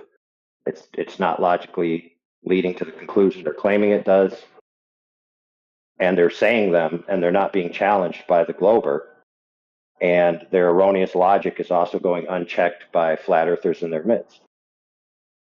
Now, this doesn't mean we have to be bullies to each other and be like, oh, you said something retarded. Now, sometimes you have to do that, but most of the time you should do it with the sense of, okay, let's all take a moment and educate everybody about why this line of thinking is wrong, and maybe we need to update our rhetoric and conversational style about that topic. Now, that doesn't mean don't ever talk about it, right? It just means recognize what it is, why it is, and where it's going, and you be in control of the conversation rather than the spasmodic glober bleeding about gas pressure for 7 hours and you trying to bash your head against a brick convincing them that gas pressure requires a container. It's like sometimes you just have to abandon lines of thinking because they're not going anywhere and bring it back. Like you could even play a chess game and just tell the glober once it gets into too much of a train wreck, be like, listen, glober, I recognize that you understand that gas pressure inside a container can have an object within it that's an infinite permutation of shapes, but you claim the Earth is a globe shape. So why don't we focus on that together and see if we can solve that? Because you're clearly not conceding that gas pressure requires a container or doesn't, but we could both agree that that the Earth is the Earth and it's the shape that it is, whatever it is, and you think it's a globe, but you got a problem because the water's clearly flat. So how do you reconcile that problem?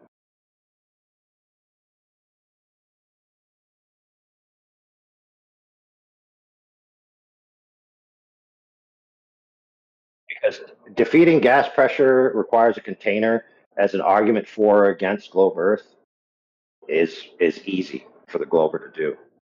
They can accomplish it in less than 10 seconds.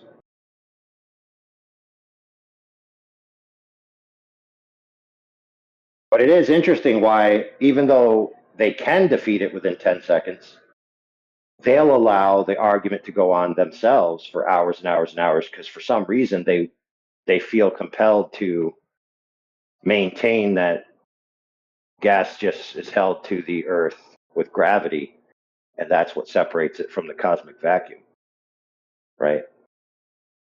I was just going to say, it's even though they can defeat it pretty quickly, they often do not, and that is weird. I have been thinking about that. Right. So even what I just said, there's a flaw because even if they prove that gravity holds gas to the ground, all as they've done is proven that gravity holds gas down to the flat Earth, right? So Right. they still lose.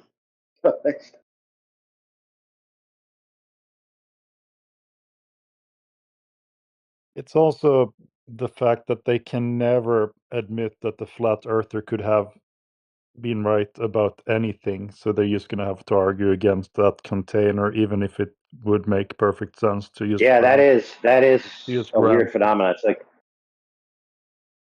It's like the flat earther is a nail sticking out on the side of the wall, and they have a fuzzy sweater, and they're trying to go past the nail before it catches their sweater.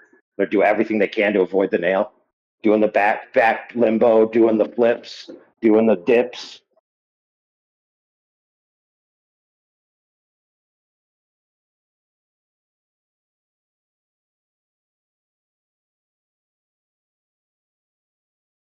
Now, they put that in a song. It goes like this: if you want to destroy my sweater, just hold the string as I walk away.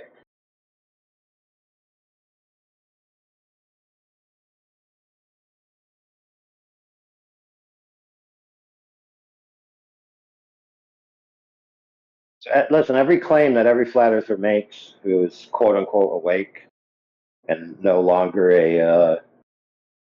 an esoteric gobbledygook mess of jumbled nonsense, every claim that you make, you should ask yourself, can I bear the burden for this claim? Do I have the evidence for this claim? Does this claim logically follow? And if it doesn't, just change your rhetoric from this is a fact to this is a possibility or something. And then you can still talk about it without shooting yourself in the foot from making erroneous claims, right?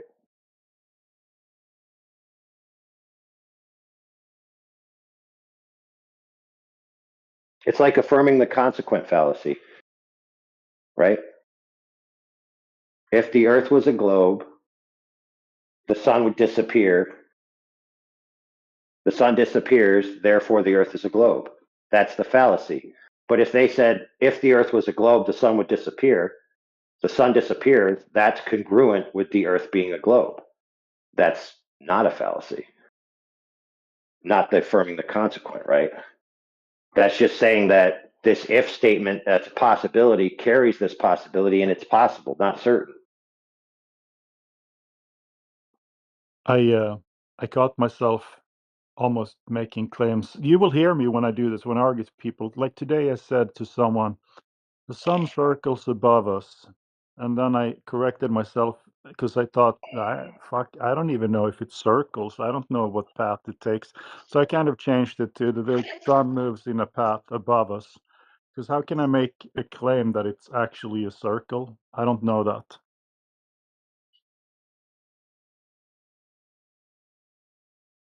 Yeah, exactly. Having these realizations for yourself is important. That's why you should think about your claims and be like, hey, yeah, do I really know it moves in a circle? Right. And it's the easiest way for the glober to win because he's just say, prove it. And I'm like, oh shit, I cannot prove that. I don't know what path it takes. I think we can overcome that just by saying this is what the sun appears to do, because that's what we all observe, right? Yeah.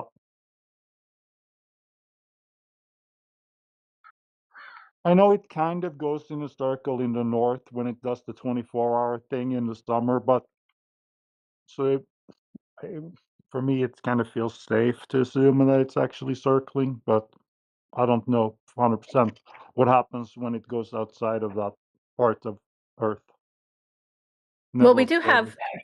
we have the path of totality from eclipses that we can also use that also kind of back that up. But obviously, since we can't see the entire path, we can't know that for certain. But it does Right. seem to lean that way.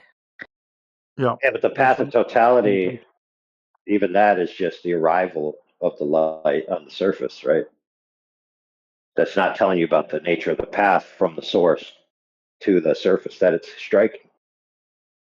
So there's always assumptions Can you baked say into that all of again? that. So Can you state that a when you different have, way?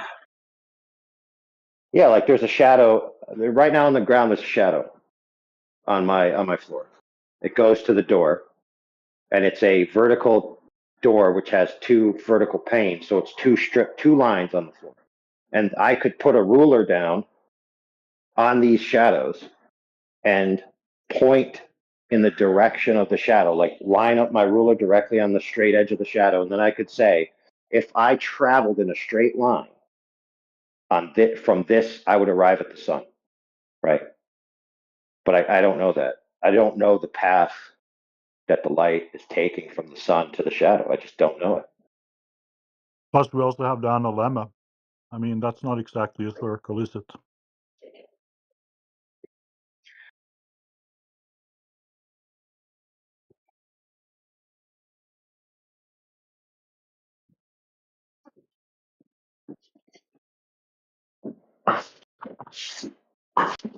So yeah, like for example, there's a red laser dot on your wall that the cat is chasing, right? Where's the source of that light coming from? If you can't see the laser, you could say, oh, well, it's coming from through that door in the hallway. But what if it's being bounced off a mirror? How, there you go. How would you possibly know where it is then? You wouldn't.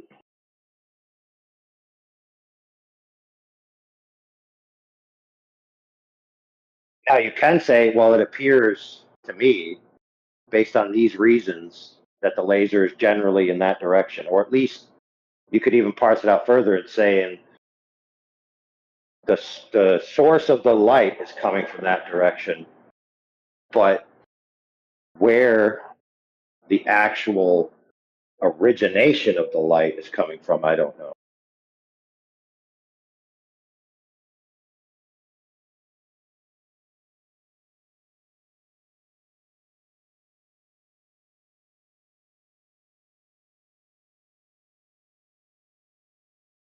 Now, you do have some tools to work with. For example, you got the law of reflection. So the angle of incidence equals the angle of reflection. So you can apply that. You got other types of principles of light that you can apply and get a more reasoned guess. But still, you haven't validated where it is, and like you did say, you're parsing it out with it appears to me that this is what's happening, or it looks like this. I mean, that could be sufficient in many applications to remove yourself from making an absolute claim of knowledge that you can't possibly know.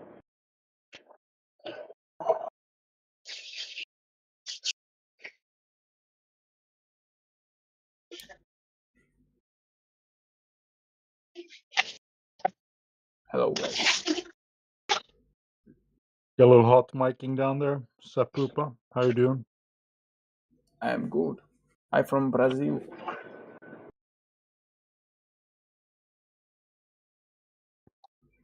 Cool. Well, do you have any questions about the Earth? Yes. Feel free to ask. I love Nick Fuentes. He's Latin. Mexican. Yeah, that's You cool. know. I'm actually eating right now, so if somebody else wants this guy. But look, Sapupa, I'm going to give you one warning. You got to talk about Earth in here. Otherwise, we're going to have to move you to another room. Thank you.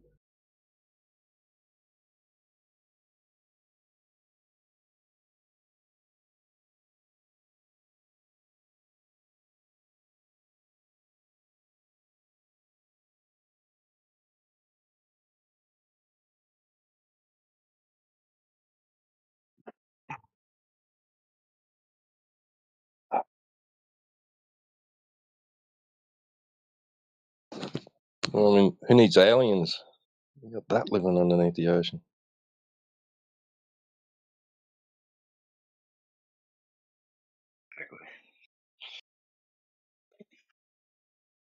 Dude, you ever want to see an alien?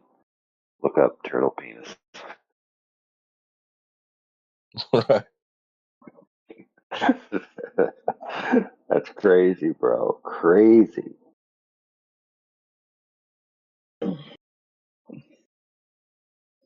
But it also answers a question. There's some flat earther who used to make fun of dinosaurs, and he would say, "How do dinosaurs do it?" He's like, "Oh, they can't get from the front, and they can't get from the back."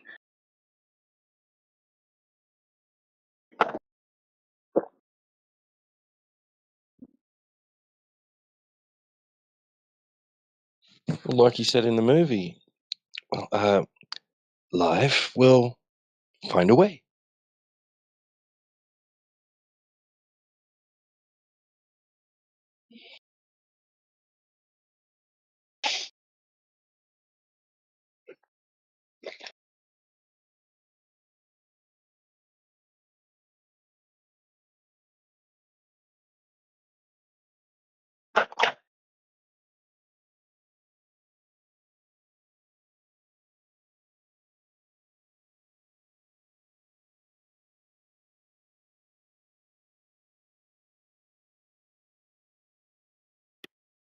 That's one of those things with assumptions, right? It's like, who says that dinosaurs have to do that? They have to copulate at all? They could just inseminate the eggs, like fish do. Like some fish, all they do is just the girl lays the eggs, and then the male fish just swims over the top of them and goes squirty, squirt, squirt. What? They don't actually, yeah. Yeah, the seahorse male even hangs around and looks after them. Hey, that's better than some humans that come from a certain continent.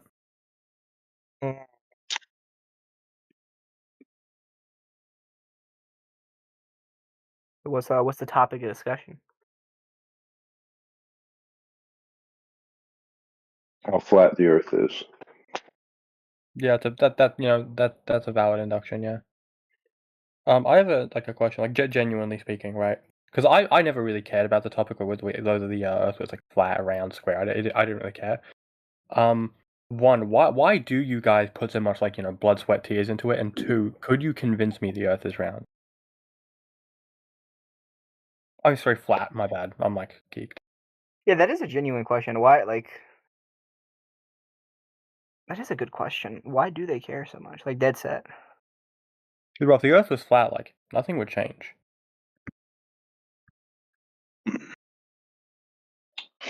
No, I mean it really. I don't if you could prove it's flat, I would just be like, oh, it's flat. I just don't care. It doesn't mean anything to me. Oh yeah, it's easy to prove. Yeah, but I'm more asking. We're happy to get to that. I kind of just want to know why you guys put so much into it. It's irrelevant. We don't care if the Earth is flat or round. We'll concede if there's If you could prove it's flat, I would believe it's flat, but I wouldn't be screaming about it. I wouldn't. But irrespective of that, we don't even want to engage that until we have an explanation. What does it matter? Is there some greater unethical thing happening from the the theory of the globe Earth? What is it? Because the reason we grant condemnation of things like Epstein's Island or these satanic things that we'd all concede happen because it's clear from evidence. It's because they're unethical. They did things that are extremely unethical. So what is unethical? What is the major factor that's causing you guys to care so much about this belief?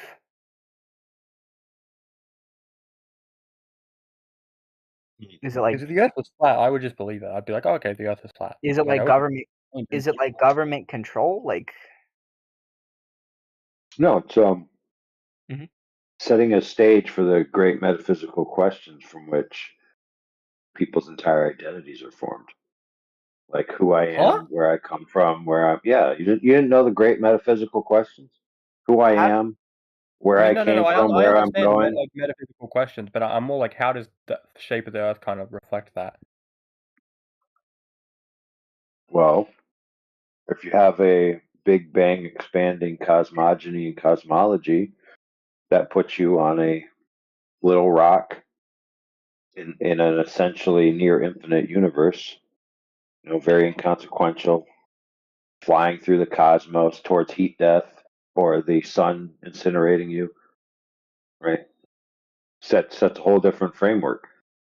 But no, I mean I get it. No, I understand we're in a floating rock and it can kind of go two ways. You can hope or despair. But I'm more questioning how is the shape of the Earth relevant to that?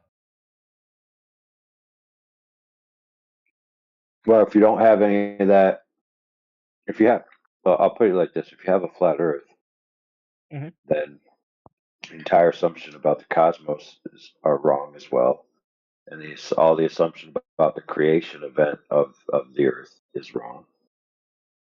Okay, so you just think the whole cosmological paradigm is destroyed.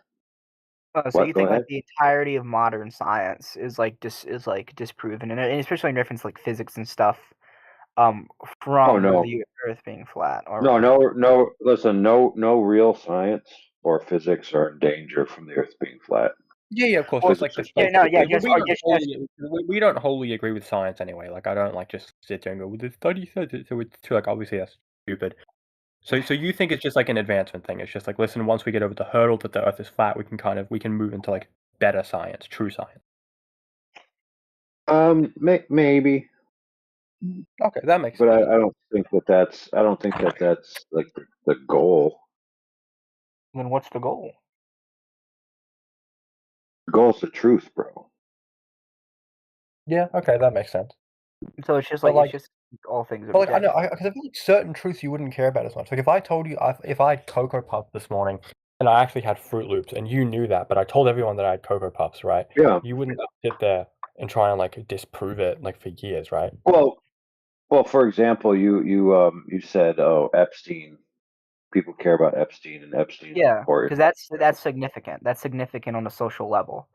There's reasons behind why people. No, it very much is. That's cool. Yeah. Let me explain to you. Who's Nancy Schaefer? Do you know Nancy Schaefer? Not by memory, no. Right, but everybody knows Epstein. Yeah, the problem is the Epstein's Island and the release of the Epstein files by the DOJ is not the fact. It's not the fact that there was this island where this like billionaire from New York had a bunch of like sex with kids with a bunch of famous people. It's the fact of it from the Epstein files, specifically the emails. It's releasing the fact that there's been a giant global conspiracy to where like every world leader has been like enslaved by a state within the Middle East, through the blackmail that came from this island, and the fact that the state has more control than we ever realized it did, etc., etc. So people are recognizing the fact that the state doesn't have the interest of their nations in Okay. so that's why they're upset about it in their best interest. So they're upset about the Right. state So control over the so nation.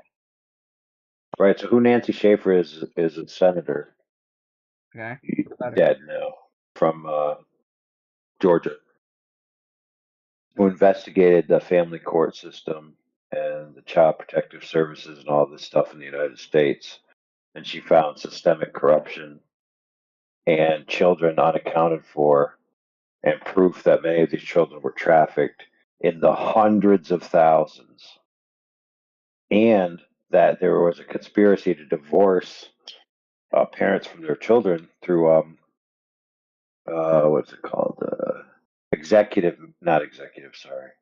administrative courts rather than real courts.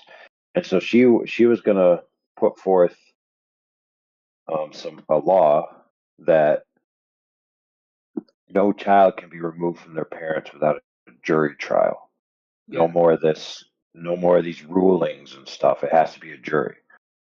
And shortly thereafter, she was killed. Her husband of 50 years, who everyone said were the perfect couple, decided to like murder suicide her out of nowhere. You know what I mean? The classic take care of her Okay, kind of I'd be maneuver. very interested in that. Do you have like a link on that? Like, I'm not source checking. I Yeah, believe you. like I Brad like said, this is that anything I can look that up. is interesting. One, but two, Yeah. I think majority of people, one, I don't think it has as much much coverage as the Epstein files because it's not as mainstream. The Epstein file were released on like a major federal website and it was like a big thing because how big Yeah, the state. sure, but what Nancy was getting into, and she got into more stuff than that. That was one of the main things. Well, I think if the public was more Was aware of it, they would have interest in it.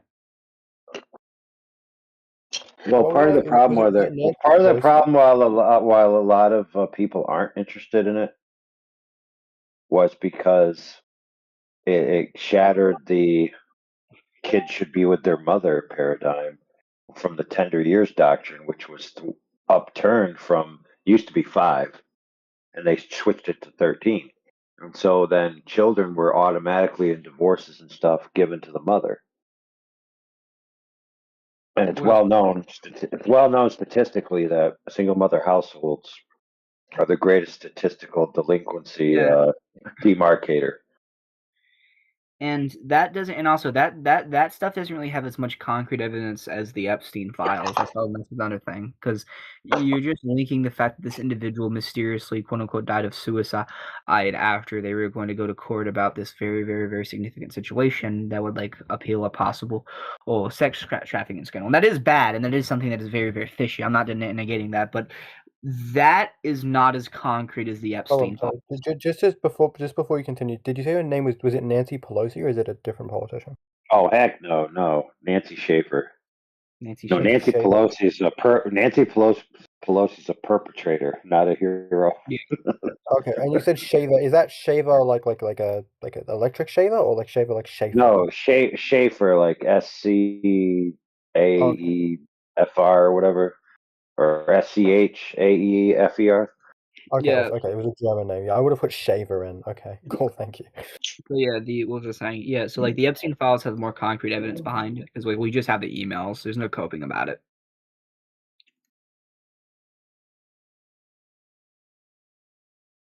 Right. So the point is that an entire society's legal system, when it comes to children, which are the most important thing, right? And parental rights, and I don't mean parental rights as in legal parental rights, but like progenitor rights. Like you literally create your children, they're yours, not the government's, et cetera, et cetera. And there's this whole system to convince people legally that they don't have the rights that they actually have and to take advantage of them. And that also goes into the monetary system too. So there's a lot of things that are linked together. For That's example, do you know the Cesta KV Act? no, but again, the example applied, the argument still is put forth. That's exclusive to one nation, and that's only to one part of society. The Epstein files release the truth about about the world as a whole within a specific group of people that control specific nations for a very long time. That impacts the entirety of society on a major scale. But again, Yeah. The all whole Western all of world, has that same problem. That But again, the all Nancy of this, Chamber yeah, uncovered. but the example you granted was only an individual within the United States. But again, all of this is irrelevant to the fact that major things that get pushed back have some level of emotional connotation behind it in reference to not even just emotional connotation, some level of like ethical truth behind why they're considering it a major deal. So I'm asking specifically, what about the Earth being flat causes a major upheaval? Oh, you mean globe? Sorry, the Earth being no, because you're trying to prove the Earth is flat. What does it matter if the Oh, you mean like what would it change? Yeah, like what would it impact on a social level? That's my question. Or even on an epistemic level, like from a view of epistemology, what would it impact? It's one of the two. It has to be something major. Dude, it would send ripples through every institution. Oh, so it would be like to uncover like all the lies. Except maybe chemistry. Chemistry would be left untouched. Okay, I got you. So it's basically just if such a major thing like the shape of the Earth is revealed to be false, then a lot of things within modern science and a lot of institutions within modern science would be revealed as liars because we build a lot of science off the idea of the Earth being round and existing within this galaxy, etc., etc. Yeah, all of which a lot of that is so meaningless. Like the idea that there's a a planet a trillion miles to the left that rains diamonds is like so inconsequentially stupid to anybody's life that the fact that you know it or don't know it is just as irrelevant. I mean, fair enough. I can see that. But yet they preach that stuff day in and day out. There's all kinds of news feeds and They YouTubers spend billions of dollars and on telling us pundits. that. Yeah, just pure propaganda all the time. It's like, oh, did you hear the latest space news? Whoa, it's so cool and useless and meaningless and never going to amount to anything in anybody's life.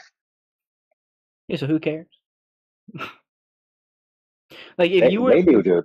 Like I'm gonna Listen, if now's a good time to say I always thought astronomy was such a fucking shit science. Real. That's such a real take. Well, because it's actually not a science problem. There is no official Hollywood Walk of Fame. I can't read. Star for Jesus, a star often seen in viral videos, is not a part of the official design Hollywood Walk of Fame. Okay.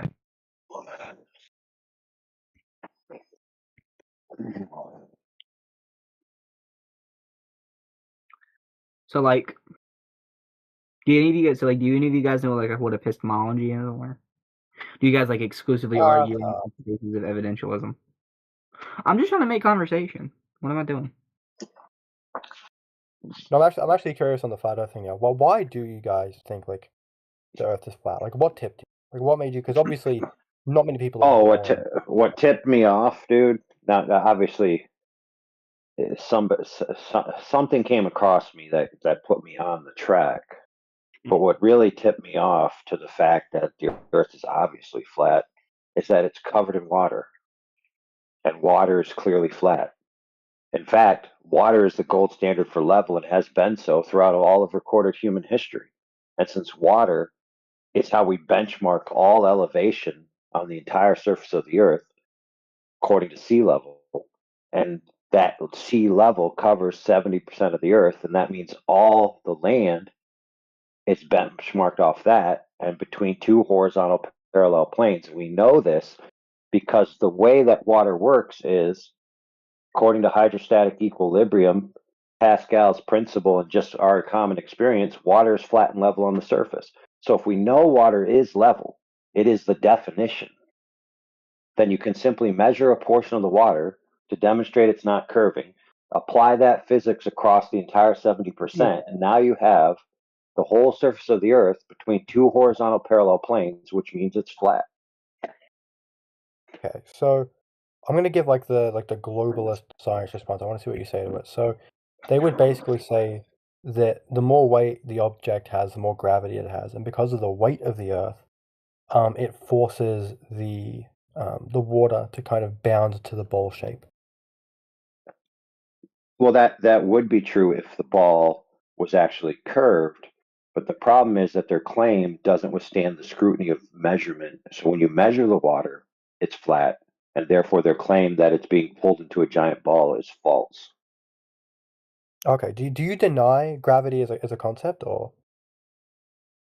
No, I just deny that gravity is causing the Earth to be a ball because things fall down, they fall down to the Earth, they fall down and splash in the water, and when you measure the water is flat, and therefore, if gravity proves anything, it proves the Earth is flat. Well, wouldn't they say that like over a surface area? So like if you look, for example, if you put an ant on a hill, it'll look flat to the No, ant, no, but we understand there's a I curvature. don't care about that. I never said anything about looks. I said measure.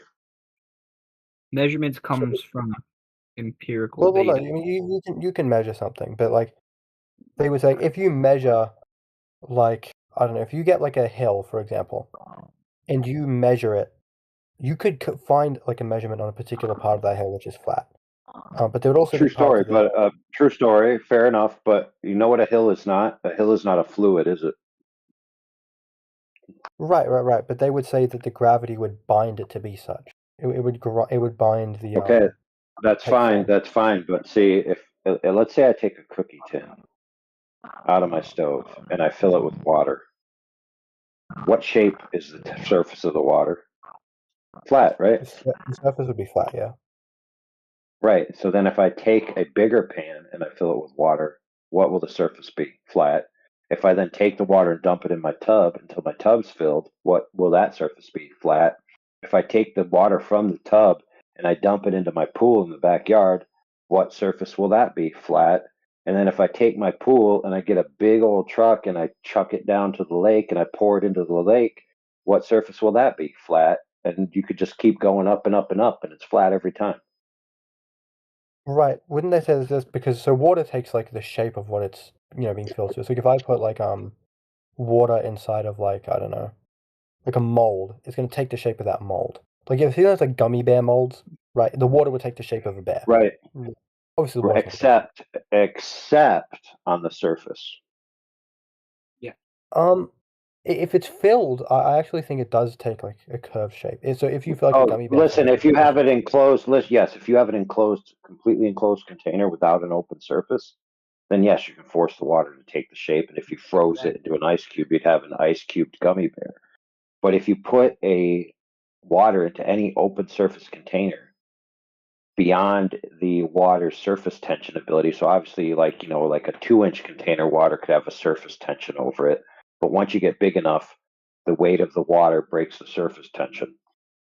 And so what you end up with is no matter what container you put the water in, no matter what you put in the water, like a fish tank, you can put, Davy Jones in a little sunken ship in a fish tank. It doesn't make sunken ship shapes come out of the top of the water. The water's on the top is flat. Okay. I'd ask then, obviously we couldn't mimic this experiment because we don't have this much control over gravity and things like that. But say for example we got like a steel bowl, like a little steel bowl, and we put it inside this like chamber where we can kind of like manipulate gravity. And then we put water in there. You'd agree the water would be bound to the bowl, right? Oh, Because of listen, the if you force.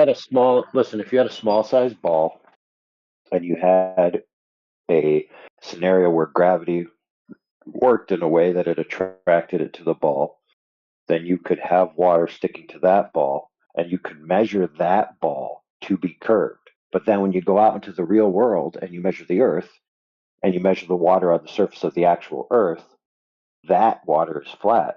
So in your scenario, yes, the water would be curved. But in the real world, on the actual Earth, the water's flat. Okay. So when we say flat, like so you don't think there's any curvature in the water at all? Like outside of like waves and stuff like that, obviously there's a curvature there. Yeah. There's waves. Yeah. Okay. No. See, the problem is, dude, if water is curved, if water has a hump in it, it flows. Correct. If water has what? Sorry. If water is elevated on one side versus the other, it flows down. Correct. Yeah. It goes down. Yeah. Right. So the only way to have curved water is to have a radial equipotential, and what that means is you have a center point where the equilibrium forces are going out like bicycle spokes, and you could say pulling the water into a curved shape. That's the only way you can get curved water.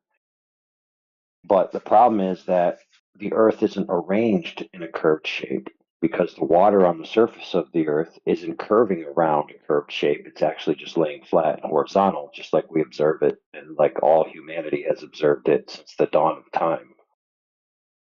Okay. Then I ask, so when you say like it's all flat, have you seen those videos of like those they go on mountains and stuff, right? And like just they climb these like tall fucking mountains, like huge mountains, right? And they have like a GoPro or something, and they hold it up, and you can kind of see a curvature. Do you think that's like just a camera effect, like a lens distortion? Do you Oh, think they're absolutely. lying? You said it. Dude, you started your sentence with they put up a GoPro, so you answered your own question. Of course, it's curvature distortion of the lens. Okay, so do you think when they go up there, they actually see that it's flat, but the GoPro shows it as a curve, and then they lie and just say, "Oh, it's a curve." I think no. I think that they, based on see the way you see in a projective geometry, and the light is coming at angles, and it's actually flipping over your focal plane, and then spreading out on the back of your retina, right? So you have a curved sensor, right, in your eye, and your Yeah. brain does some things too, right? So what you experience through your eyes is not necessarily the same as what's going to be on a camera, and you actually see in like a 360-degree arc if your eyes were 360 degrees, but you only see a portion at a time, and that could give you the illusion that you're looking at a curvature, but it's still just an imagery because there's no way for you to know whether that's the curve of the Earth or the curve of your vision. But I can tell you this: in order for that curve to be the curve of the Earth, it would have to be a circle around you, which is like you could imagine a hoop on a giant ball, and you just drop it down, and then you have like this circle. But that circle, from your point of view, is the same distance no matter which way you look. So if you look straight ahead, it would be, let's just say, 5 miles out. If you look to your left, it'd be 5 miles out. If you look to your right, it'd be 5 miles out. So it's the Right, same. because It's it's a all radius, symmetrical, a right? circle. Yes, absolutely. Now, not only is it the same distance out, but it's also the same drop. So if you're on top of Everest, what's that, like 5 miles tall? So the ground is 5 miles below you. So you have an angle, like a triangle, going down towards the ground, and that angle would be the same. So 5 miles this way, 5 miles that way, 5 miles this way. Let's just say 2-degree drop everywhere you look. So if it's the same drop and the same distance, how would it look curved on one side versus the other? That doesn't even make sense. Okay. Okay, so you think that the measurements basically just don't match up to the way we perceive it. The way we perceive it might show a curve, but it would just be like some sort of illusion based on the way our eyes function. Right, yeah, absolutely. And especially since they told us the size that the Earth is supposed to be, a radius 3,959 miles. And that makes the horizon a particular distance away from you. And the problem is that horizon that they claim is the edge of the Earth just never seems to show up. It's like it's nowhere. So, for example, they say a horizon cuts off a boat. A boat goes away; it goes over the horizon. Well, for an observer standing on the beach, They can see boats 30 miles away. That boat should be 400 feet below the alleged horizon drop. So that means unless that boat is 401 feet tall, you should not be seeing it. And just for a quick factotum, there are no boats that tall. Right. Okay. All right. So my next question would be: do you believe like the moon and other planets that we observe are also flat, or do you think they are circular? They're clearly circles. That's a fact. I mean, you can clearly look at something and say, "Oh, that looks like a circle." Now, whether or not they're spheres, that may be up for debate. But I don't see anything wrong with the planets or the stars being spheres. But the Earth clearly isn't a sphere because it's measured flat. Okay, so you think the Earth is like different? Oh, absolutely. Even in the standard heliocentric paradigm, the Earth is unique among the Oh, entire are you a cosmos. There's geocentrist, by the way? no. Well, I mean, it depends on what you say. So, like, the average geocentrist would consider themselves a globe proponent, but just that the Earth is the apple of the eye of God in the center of the universe, or whatever way they want to describe it. But no, so I'm not a geocentrist in that sense. But the Earth is definitely the center, the star of the show, the spice of the whole shebang. Because Right, because there's we're the only nothing else planet like the that are alive. Earth. There's not, yeah, but you'd agree with me. There's nothing else like the Earth, right? Oh, I'm a Christian. I think the Earth is God's like greatest planetary creation.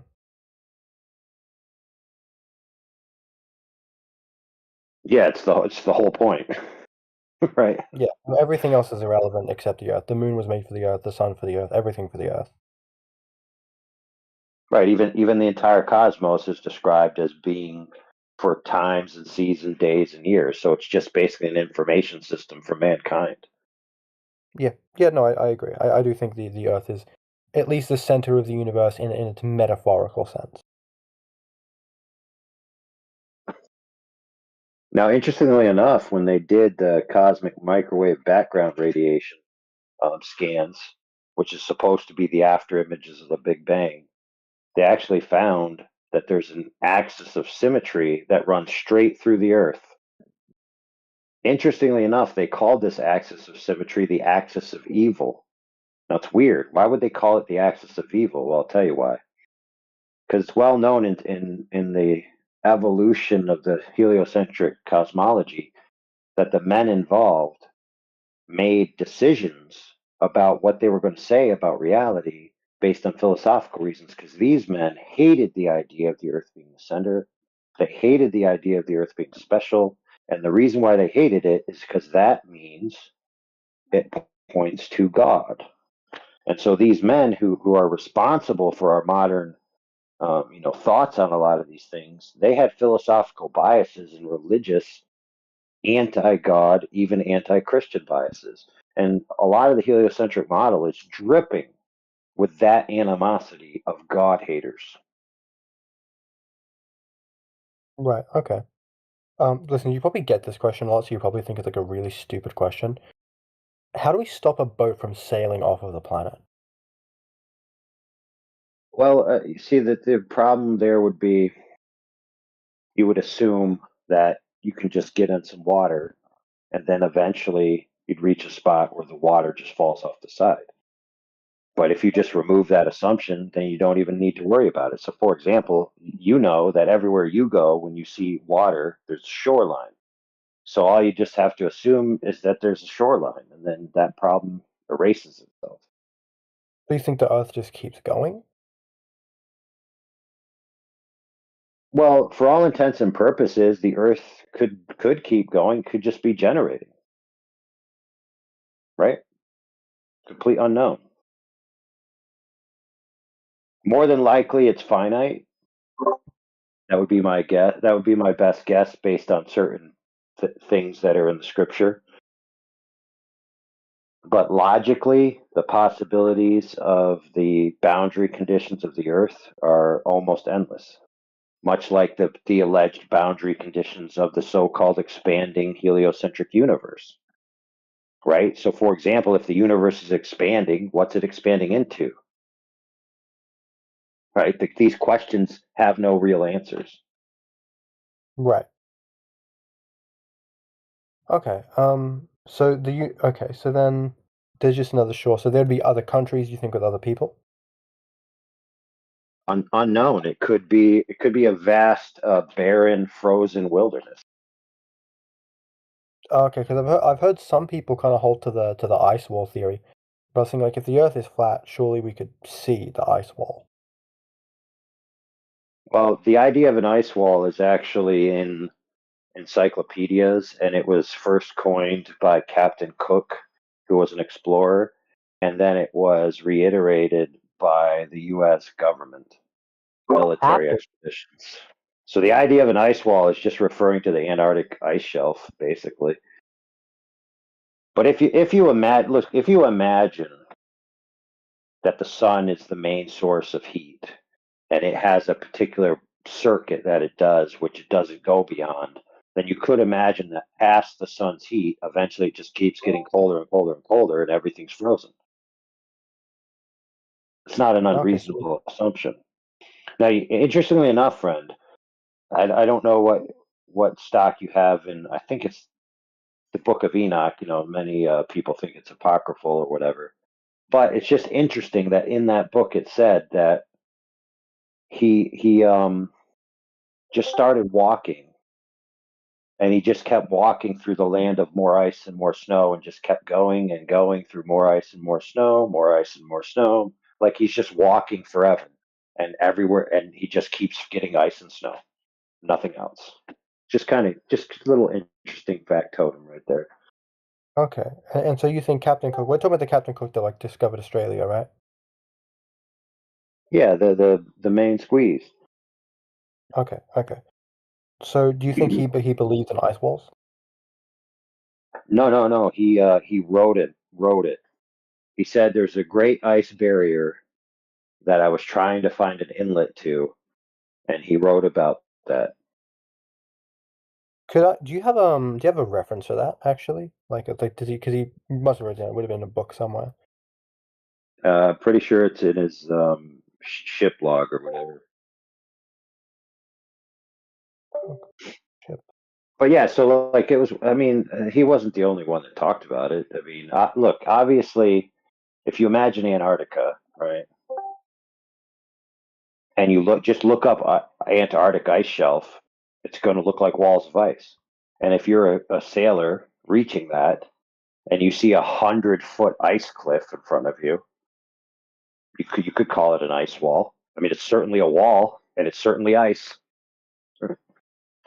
Okay, so you don't know if he believed in like the kind of Earth being encapsulated by the ice wall thing, but he may have just come across the but what he did do was skirt the perimeter to try to find an inlet, because from his perspective, he thought, okay, there's going to be a break, and I'm going to be able to get around, or I'm going to be able to go in.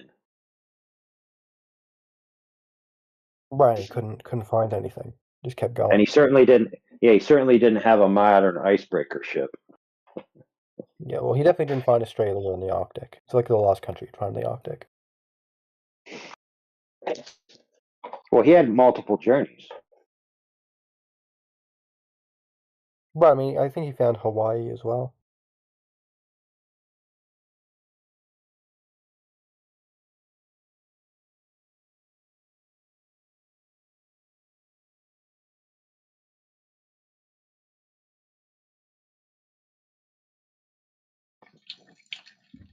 He found little that hadn't already been discovered by others. He was just like the first Brit to like go roaming and exploring and finding things. Oh, Australia was like known by other countries, but it wasn't known to the large people. It was known to like these other island people.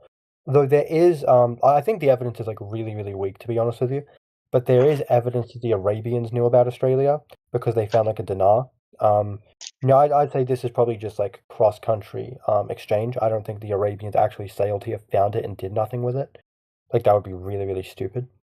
But I do think like some other like island countries, like maybe the Tongans, obviously the New Zealanders probably knew about it as well. Bro, there's Dude, been for all you there was know, eucalyptus. for all you know, Eucalyptus. brother, for all you know, there's an Arabian ship in the middle of the outback with a bunch of dead people. Right.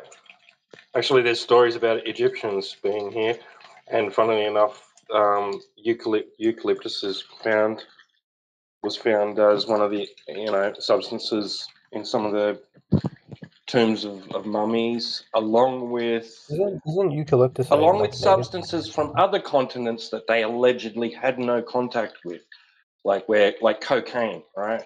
Cocaine was present in the actual on the bodies of the mummies themselves. So they'd either had it on them, and later analysis showed that it was actually in their system. Now this is a claim, right? Was it good shit? I'm not. Yeah. Right. So how did cocaine, which is exclusive to the South American, like the American continent, right, end up in Egypt inside the bodies of dead humans?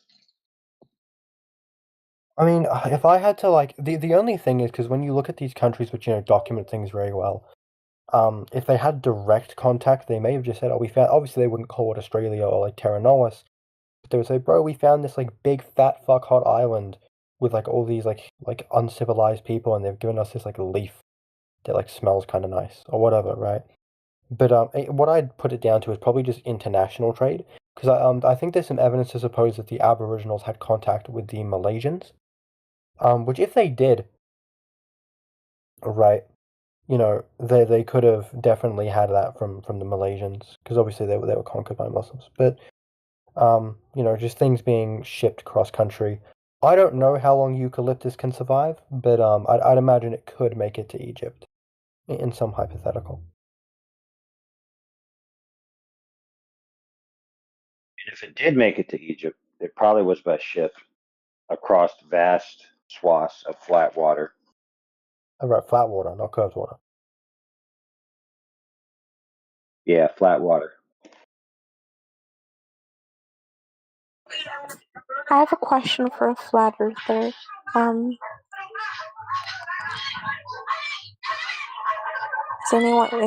anyone here a flat earther? Like everyone here's a flat earther. That's someone that can respond. AI might be able to respond when he gets back. He's the most knowledgeable flat earther I spoke to.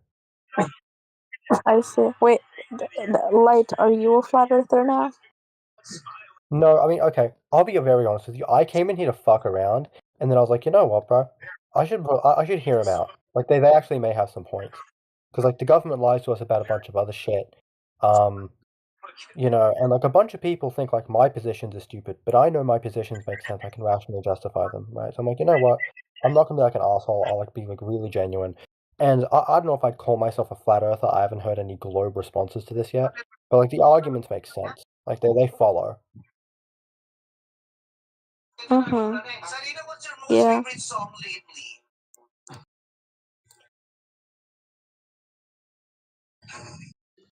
So, I what don't was know. your question? So it's a genuine question. What do you think of the moon? Because the moon is circular. How would the Earth not be circular as well?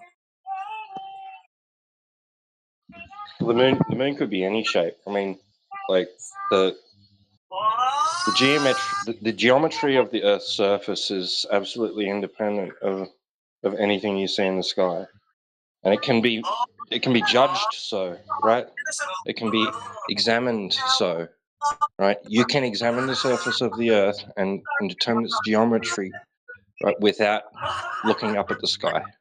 So that makes it independent of anything that's in the sky. So there could be pyramids in the sky, there could be cylinders in the sky, there could be absolutely any shape you want in the sky, and it's going to have no real bearing on determining the surface geometry of the thing that we live on.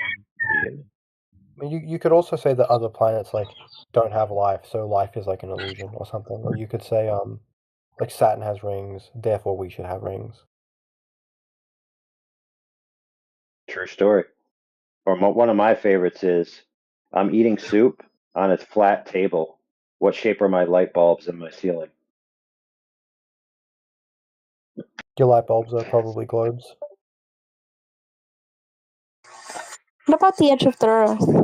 Do we have? Is there an edge to the Earth? Do you Ice think wall. there is, or it's just like controlled by the government?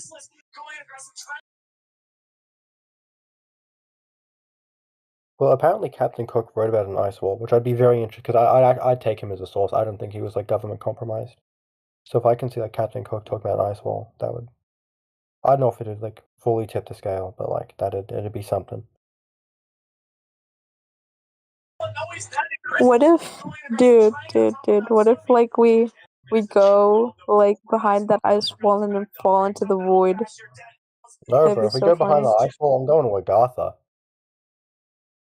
Oh yeah, we are, dude, we are.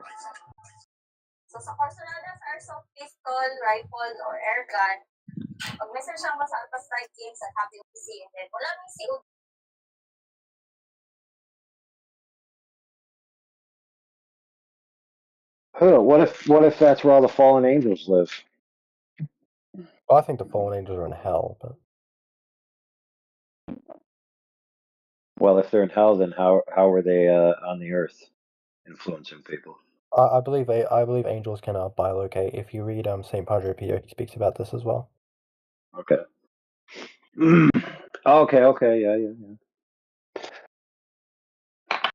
So it's, you know how like in Genesis at the visitation of Abraham, it says the Lord on earth rained down a hellfire on Sodom and Gomorrah to the Lord from the Lord from heaven. We say like this is an instance of bilocation, which angels and some saints can do. Like Saint Padre Pio bilocated, so I think like an angel or a demon could. Well, yeah, but that also could just be an example of a Trinitarian expression. Yeah. No, I definitely think it could. Obviously I'm a Trinitarian, but yeah, you could say it's Trinitarian, but the problem is with that is if you read all the three angels which are God are accounted for, right? Because you have the one talking to Abraham and two talking in Sodom and Gomorrah. And so one is talking to Abraham as the hellfire is happening, and the other two are in Sodom and Gomorrah. And so there's No, that's three. not true. That's not true. Nope. The What do you one mean? that stayed with Abraham, left Abraham to go to Sodom and Gomorrah, and he was the one that rained the hellfire. Or I mean, even if that was true, that would mean there's three in Sodom and Gomorrah and none in heaven. If you were to refuse bilocation. No. You could just have that the two angels that were with the one who was worshipped by Abraham were not deity; they were just angels. No, I'd suppose. Well, I mean, if you hold the Trinitarian view, then like, no. If you were to say it's a Trinitarian expression, then no, that they had to be God. No. Just the one Yahweh on the ground and the one Yahweh in heaven. But I How get would that what be you're saying. and how would Genesis 18 be a Trinitarian expression? Well, If in you have that the instance, it would only be talking about two, but that would still be within the Trinitarian paradigm because they're I only agree. I'm mentioning saying. two. Okay, no, I thought you meant when you said a Trinitarian expression, I thought you meant all three on ground. Yeah, some people do hold that view, but I think it fails for the reasons I just gave you. No, I think it's all three on ground. It's just bilocation. Like I think I think all three were in heaven at the same time. And I think Saint Justin Martyr may speak about it as well because I know he spoke about like these pre-incarnate examples and he says like these are Christ.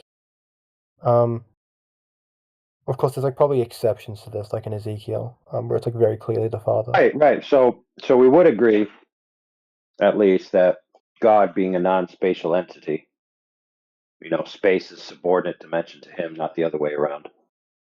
That he can be in two places at one time because he's actually in all places simultaneously. But what we can also agree on is that a globe is essentially a ball which has continuous surface curvature. And if that ball is said to be covered in water and you can just measure the water to be flat, then it can't be the ball. I suppose so. So while God can be in two places at once, a ball cannot be flat. Yep, that's true. That'd be a contradiction.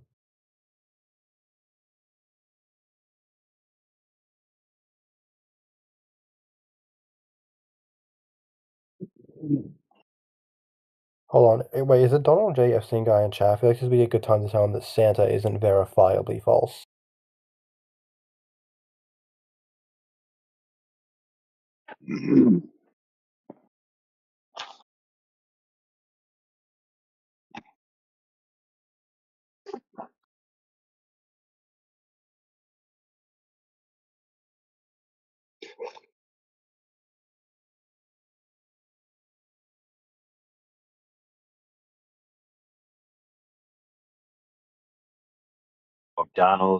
Donald J is basically saying that he's incredulous to the conspiracy that he believes would have to exist if the Earth was flat.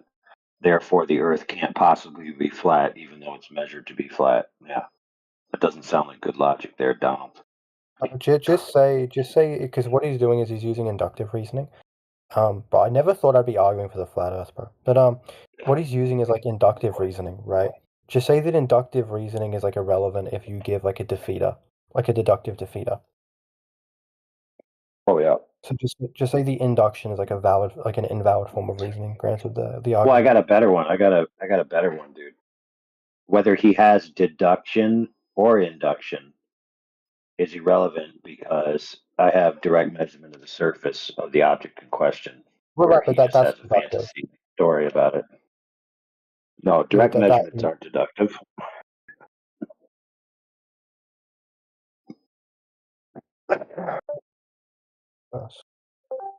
I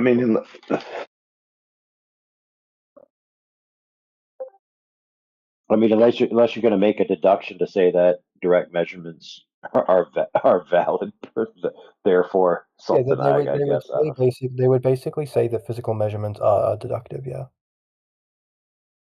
Like for example, now you can argue that there's oh my days. So the thing with epistemics and like causality and things like that is when you talk about reason, like there's have you heard of Hume's problem of induction? You probably have. It's like really, really common. I think it's a really shitty argument. It's one of the worst things that ever came out of his like mouth.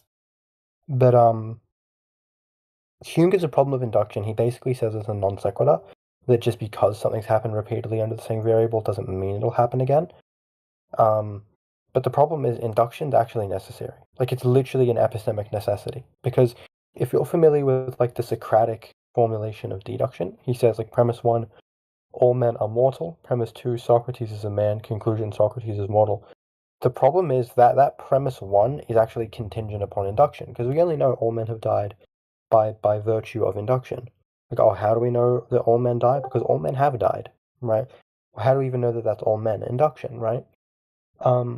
So even though you could say technically measurements are inductive based on like, oh, we know that these align, or we know like our sense data to be true.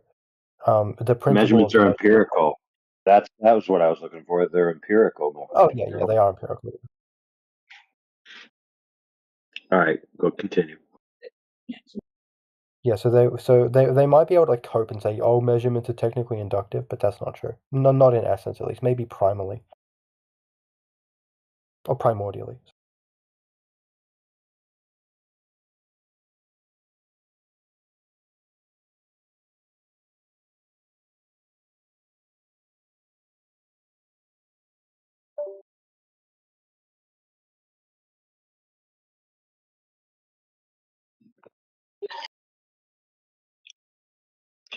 Okay, let's see what else he had to say. I think he gave up, bro. You put too much schooling on him, bro.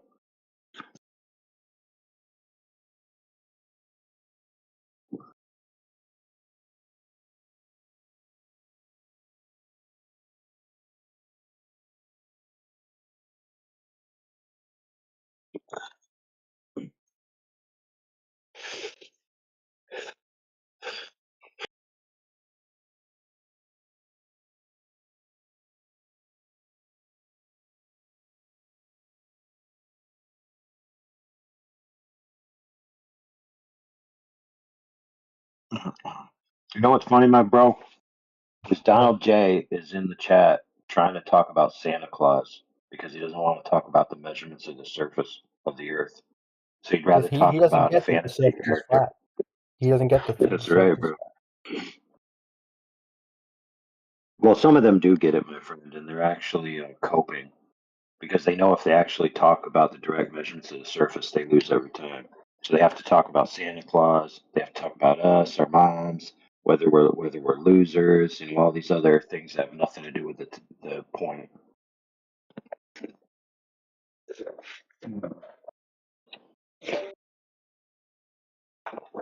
Or, funnily enough, they also want to talk about things that aren't the Earth, like stars, distant planets, I mean, et cetera, et cetera.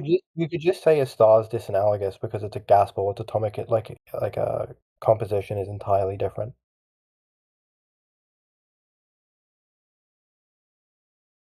Right. Part of the problem, friend, is that they have a cosmology in which the Earth is part of. So it's kind of like synergized together, They think that the Earth is part of the explanation of the cosmos, right? Where it doesn't have to be. The Earth could be the Earth, and the heavens or the cosmos could be separate, completely different, their own sets of rules and expectations. Right.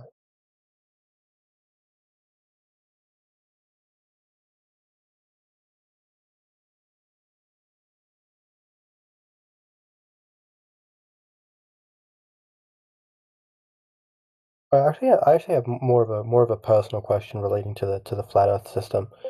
So, depending on like the system of belief you have, you'll be treated like very, very differently in society. So, for example, I'm like very, very, very traditionally Catholic. Like my views are very traditionalist Catholic, and so a lot of people, when they find out about my views, they think I'm like gonna like behead them and like chant in Latin while I do it, which obviously I'm not. But so they treat you differently. How do you guys generally find that you're treated, just in general, when you tell people that you're a flat earther?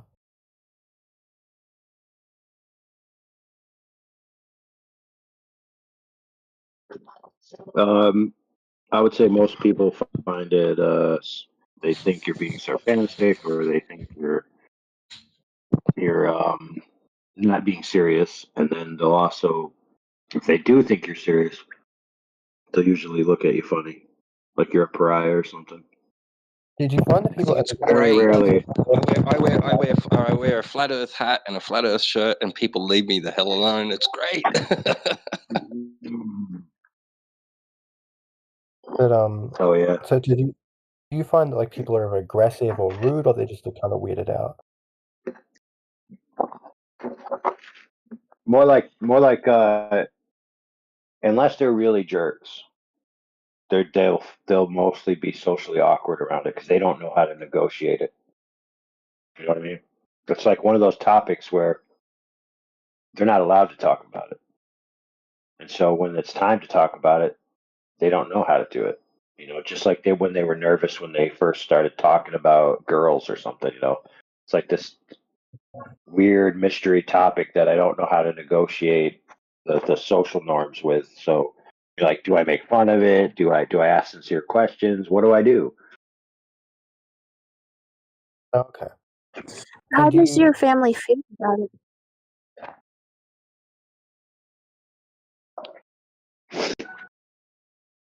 Well, How I does gave your my family brother feel some flat about it? Earth information, and he just said it was interesting. It doesn't really affect him that much.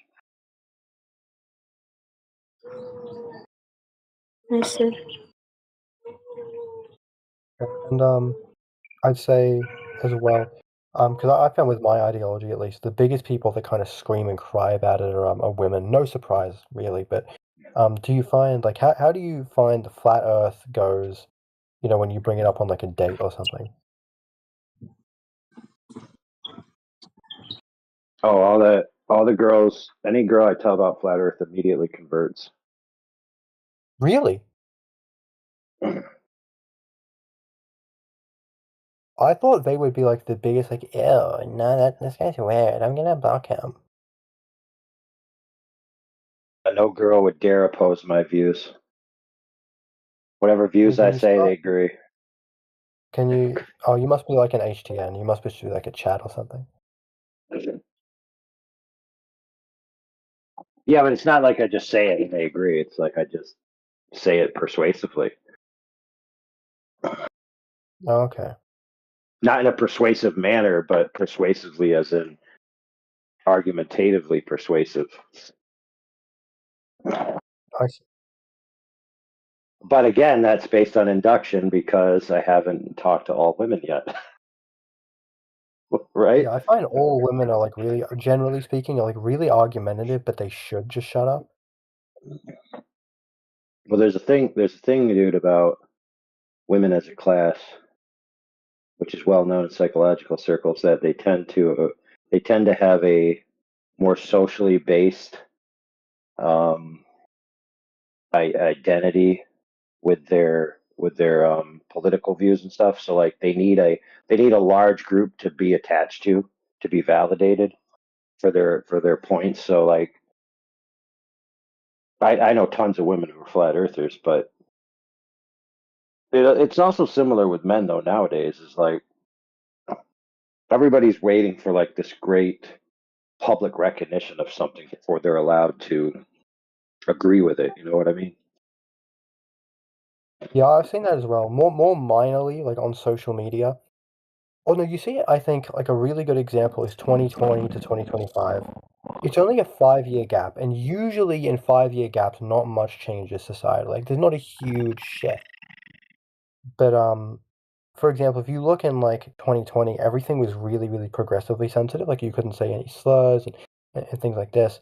And like, bro, if you jump on Instagram Reels now, it's slur after slur after slur, and also people who conventionally shouldn't be saying it.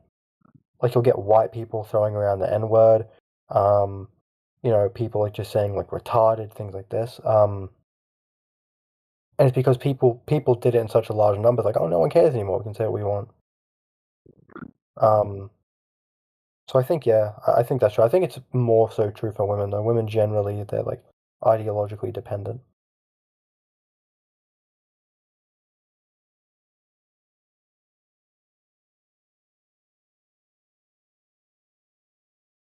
Anyway, man, it was nice talking to you. I'm probably gonna head out now. I'll actually consider the flat Earth. I used to just think flat Earth was like retarded, but like I'll actually give it some thought now. You made some decent points.